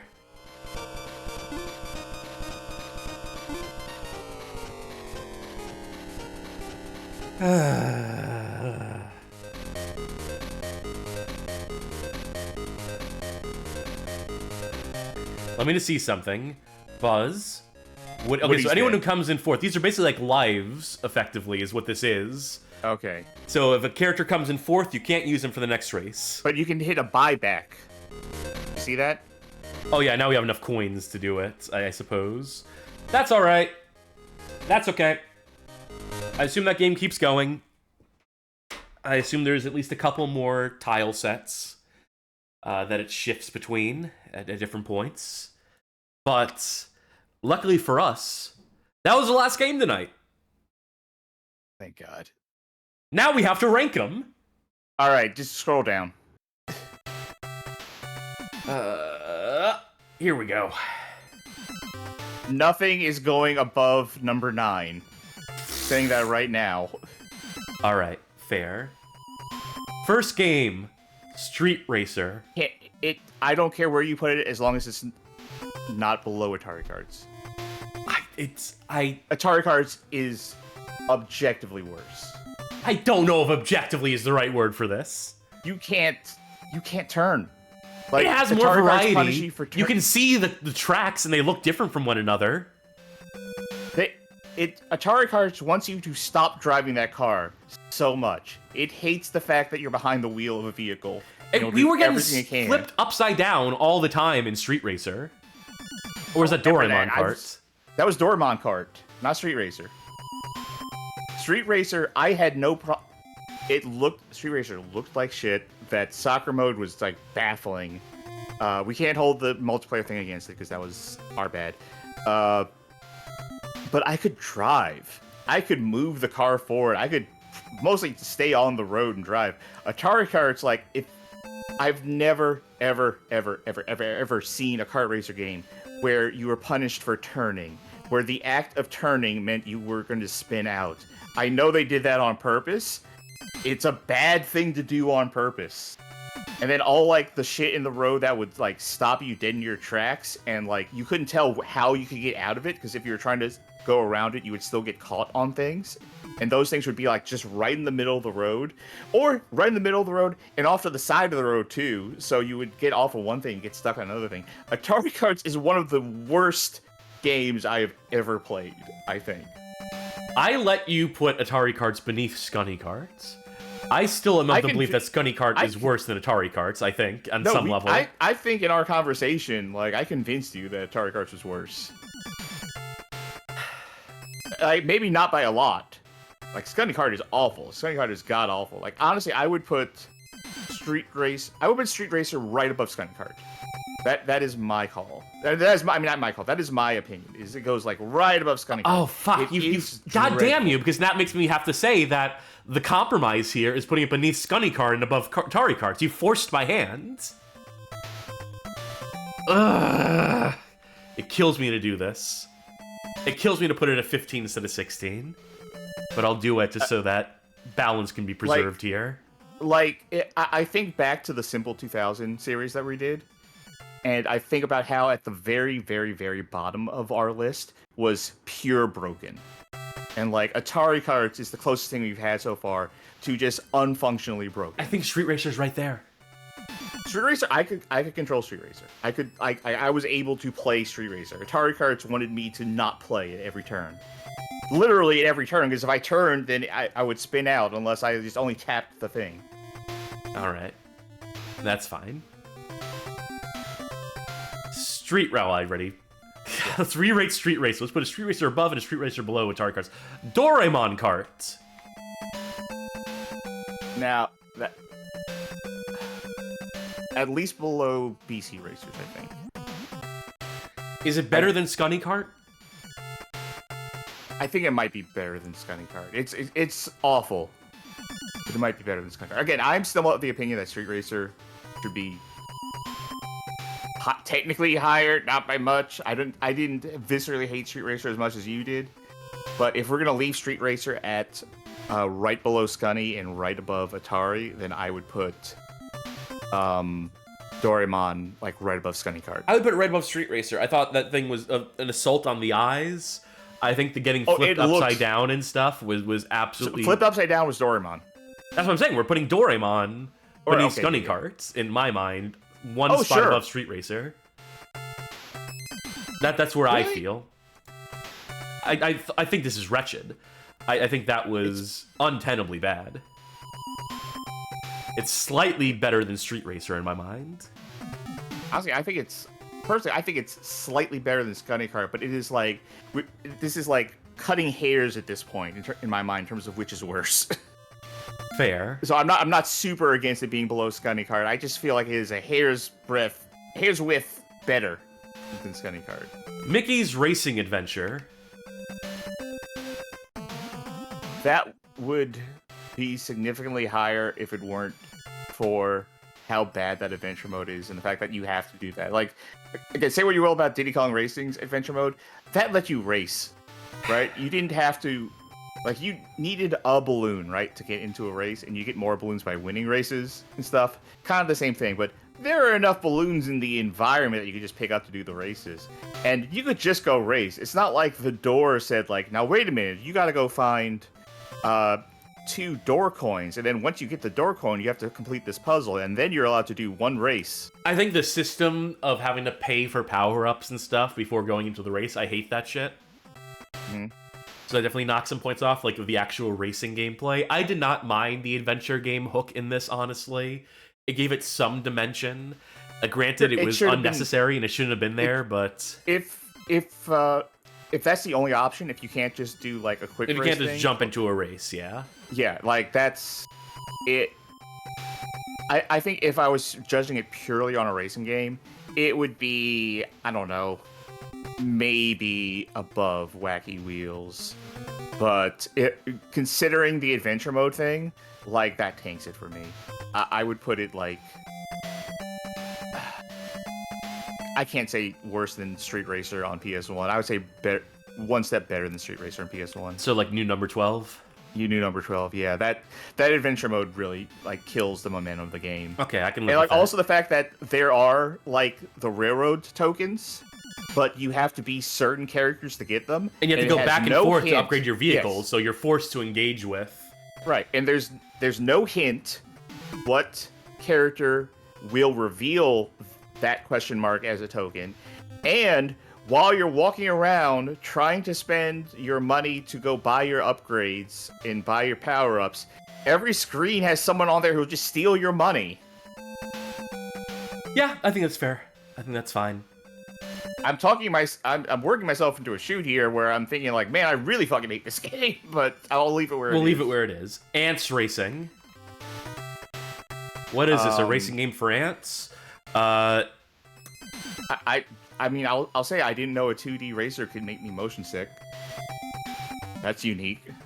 I think it's slightly better than Doraemon Kart. Is it better than Scunny Kart? I at least got some form of enjoyment out of Scunny Kart. The sound effect alone, as K4 Boom reminded me in the chat, so... Like, that was funny, but, yeah, not enough. Yeah, 16, I believe, is a fair position for that. Woodpecker Racing. Wait, hold on. It's the W. Jeez, that was... Better than Mickey's Racing Adventure? The thing is, I'm trying really hard to remember that, because that was so boring. That's the thing. Yeah. That one was so slow. You know what game I also thought was fucking boring? If we're going into boring tier, Wacky Wheels. I think Wacky Wheels is the distinction between 9 is with Bomberman Fantasy Race, which I'm willing to, like... You know what? Hold on. This is going to be an unprecedented move. I think after playing a bit more Bomberman Fantasy Race, I want to move it at least one spot up here. Sure. Above Scars. And this will make my point a little better. I think once you get above, from 8 and above here, right? Obviously, like Mario Kart being, like, you know, a legitimate game. And the likes of Diddy Kong Racing and Chocobo Racing also constituting as that. I think Super Mario Kart, you know, is pretty boring, but it's, you know, also, like, well-polished. But I think this group of games here are games that at least had some amount of ambition, that had some amount of want to do something. Oh, Mickey's Racing wanted to do something too, and it sucked. But Then we get into Scars and Wacky Wheels and Super Karts. These games here, I think, signify to me games that were just like aiming for the middle and mostly accomplish that. it's not only that it was like for Woody Woodpecker, it's not only that it was like boring from a like design standpoint in terms of like you know bland like whatever in terms of like the track layouts, in terms of like the power-ups, in terms of how it feels stuff, but it's also just slow. It is such a slow slog of a game. I think I would still put it at the bottom of the middle of the pack. That's fair. That's Right above Mickey's Racing Adventure. But beneath Super Karts, which is at least like again like a competent game. I think this represents the competent but completely unexceptional. And these are games that are maybe below competent here, these two here, but are at least novel. And then, you know, Sonic Drift being Sonic Drift. And again, I do want to say that Mickey's Adventure was novel, but did it so bad. Yes, as to completely fumble it. Nicktoons Racing on the Game Boy Color. How do you get Norbert and Daggett's names wrong? How do you, as a licensee, fuck up to that egregious extent? Like, that bad. It's not like it's like a little background detail on like a little piece of paper that says, oh, like, Norbert and Daggett went to the store and you misspelled their names or something like that. Like, no, like, front and center. Like, that's not going to play into this. I'm just saying, really, how do you mess that up so bad when you have the license? You're being commissioned to make this game. And, like, Jesus, that's... Is it better than Mickey's Racing Adventure? It is. It doesn't waste your time. Is it better than Woody Woodpecker Racing? I would say it is. Is it better than Super Karts? I'm trying to remember Super Karts. That was just a very like straightforward scalar kart racer. But it functioned. It was very no frills, but it had some amount of items in it, I think. I think it might be better than Super Karts, but I can't really go much higher than that. I think Super Karts was slightly better. I think if this is the point that we're like, it's not going to be higher or lower much than this. I think I want to put it right below Super Karts. Okay. Honestly, I think that Super Karts is probably better than Wacky Wheels, honestly. If I had to make another revision to the list, but... I would have to really go back and look at Wacky Wheels again. Yeah. Walt Disney World Quest Magical Racing Tour. What the hell was that game? That was the one that was the theme park. No, I know what that game was. I get you. I'm saying, what the hell was that game? It's certainly novel. It certainly stands out on this list in terms of its perspective. I would say novel, but fucked it up. Had a better sense of speed than several of the games we played tonight. I would honestly put it below Mickey Racing Adventure. Because even though, again, it didn't explicitly waste your time, like, the whole collecting thing to, like, we couldn't really figure out how that was going to work, I don't think. But, like, the side perspective was just such a bad idea. Yeah. That's fine, because it's still above Street Racer. Yeah. This is the beginning of the hate tier for me. Yeah. If anything Street Racer or below, all the way up to Street Racer, Street Racer owns the completely bad category for me.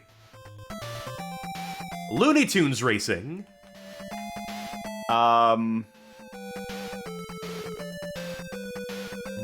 That's approaching. I think it's better than both the Disney games. Yes. I was gonna say, I think it goes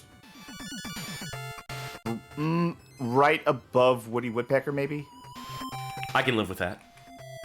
I think I did prefer Nicktoons Racing to Looney Tunes Racing. I think that's fair. The scalar games really don't do it for me. But I liked seeing my favorite Looney Tunes doing their racing. Yeah, it was also like there was a lot of weird decisions, like the mini maps just being a circle. Yeah.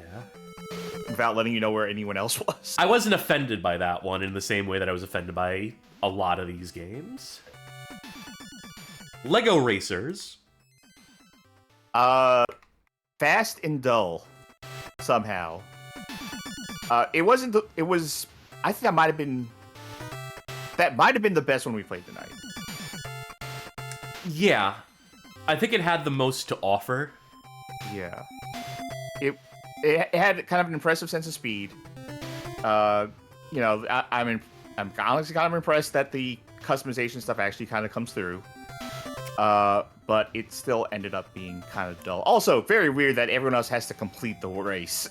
Yeah, that was a weird touch. But I think putting it right below Super Karts, I think that's a fine spot for it. It's better than Nicktoons Racing.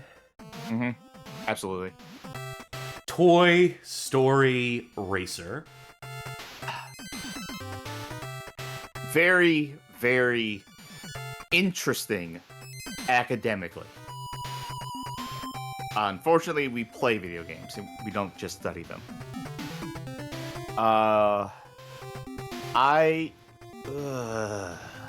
Okay. Scroll up a little bit. We have Lego right above Nicktoons. Is it better than Woody Woodpecker? Yes, it's better than Woody Woodpecker. Is it better than Looney Tunes Racing? Where I'm having the issue right now is... I think it might be better than Looney Tunes. I don't know if it's better than Nicktoons or not. I think I might have enjoyed playing Nicktoons more than I did playing... I think I like Looney Tunes more Toy than I Story. like Toy Story. I think some of the novelty pushes it above Looney Tunes for me, but it can't push it any further than that. I think Looney Tunes Racing, for not playing well, played a little bit better than Toy Story Racer. Yeah, okay, I'll grant you that. I'll grant you that Looney Tunes played better. There's just a little bit of how interesting it was that makes it more interesting to me than Looney Tunes Racing, in terms of what I think, how I feel about it, looking back at it. Even though I said it wouldn't be one of my top 3, in saying that would put it in my top 3. It's not one of the top 3 I played. Looney Tunes Racing had a shop you could go to, which again is not my favorite thing, but at least it adds. At least they were thinking about making an actual video game. Yeah, Toy Story Racer is just a tech demo. You're right. I would put it below Looney Tunes, but above. I still think it's better than Woody Woodpecker. Yeah. Woodpecker though, just because that was such a boring game. Yeah. All right.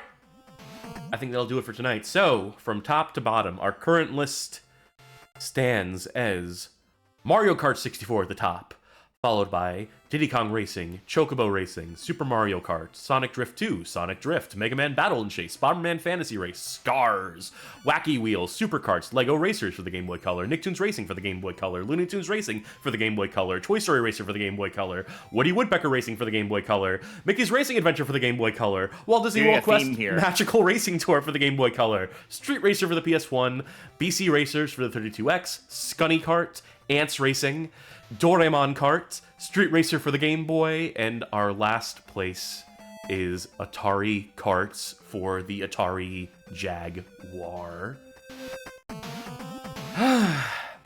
Nothing breached the top 10 tonight. Nothing in the handheld space made it. Oh. Yeah, so I have to wonder if by the time we make it to Mario Kart Super Circuit, will it be enough of a paradigm shift, the jump from Game Boy Color to Game Boy Advance? Or are we just gonna find that it is supremely underwhelming? I think the Game Boy Advance definitely has a good shot at least getting above Scars. I would hope so. We will see when we return to this segment 2 weeks from now. And pick back up with some more console games, some 6th generation console racers, including consoleized versions of several of these games, like Lego Racers, Nicktoons Racing, Looney Tunes Racing, Woody Woodpecker Racing. We will see the source material. We'll see how they stack up, handheld versus console, when it comes to those games. So that should be interesting, I hope. I hope tonight's stream was interesting to folk. It's so bad it made me sick. Woo. that was a tough night. That was a rough night for games. Turns out being locked into a very primitive era of gaming in this late 90s handheld games, that playing so many of those games in a row becomes an endurance test at a certain point. But I'm glad that we have this show, that we have audience at home who's willing to take the ride with us, who's willing to ride in the sidecar with us as we explore these Kursed Kart Racers and the like. Thank you, folks, for continuing to tune in to Kursed Kart Racers, for tuning in to the Bad Game Hall of Fame. Thank you. Thank you. And if you like what you saw here tonight, consider pledging on Patreon, subscribing on Twitch, becoming a member on YouTube. Doing any or all of the above will grant you access on our Discord server to the Patreon Saints channel, wherein you can vote in upcoming polls, make suggestions, and help steer the direction of the show. Of course, the Discord is open to everyone at discord.gg/bghof, but that Patreon Saints channel is an exclusive for our paying members. If you're not able to financially support the show, we completely understand. Consider perhaps sharing our suggested viewing playlist on YouTube. It is a playlist with 20 hand-picked videos that we think make for great onboarding onto this Bad Game Hall of Fame, this show that we do. Consider sharing with your friends any of the relevant videos from there. Or maybe, you know, a kart racing fanatic. Maybe you had a little brother who you tortured with the likes of Nicktoons Racing in the backseat of a car in your childhoods. That would maybe get nostalgic looking at it again, and looking at two people mock it in this episode. Who's to say? We leave it to your discretion, dear viewer. And obviously we thank you just for tuning in, as I mentioned earlier. If you're just here and participating in chat, leaving comments on the video, we appreciate all of that. We thank you. This is, I believe, the last night for Jankuary, the last hour for Jankuary, the streaming event currently going on that we submitted our Drake of the 99 Dragons playthrough to.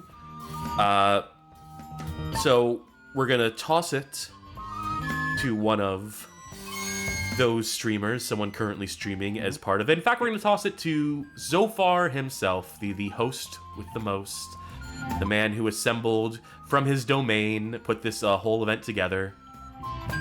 So please let him know. Oh. I was going to say also, as for the coming week in streams. Oh, yes, please do that. On Tuesday, we will be playing Skyscraper for the PS2. You may remember that Sid and I played that as our final game on Games from a Hat last time we did that. It is a Midas Interactive joint, and oh boy. So be sure to give that a watch. On Thursday, Johnny Beckett and I will be playing the final episode of Devil May Cry 2. We're going to go through the entirety of Lucia's campaign. And Saturday, we have a plan, but I'm not going to say what it is yet because we still have to clear it with one person on the team just to make sure everything's ready to go. But it should be the return of a series that we started. Yes. Yeah, I think that'll do it. I think that'll do it for us here tonight. I'm trying to think of a Disney reference because it was a very Disney-heavy night tonight. Yeah. No, fuck it. I'll be Cat Cass, like cat dog. All right. I'll be Karting Charky.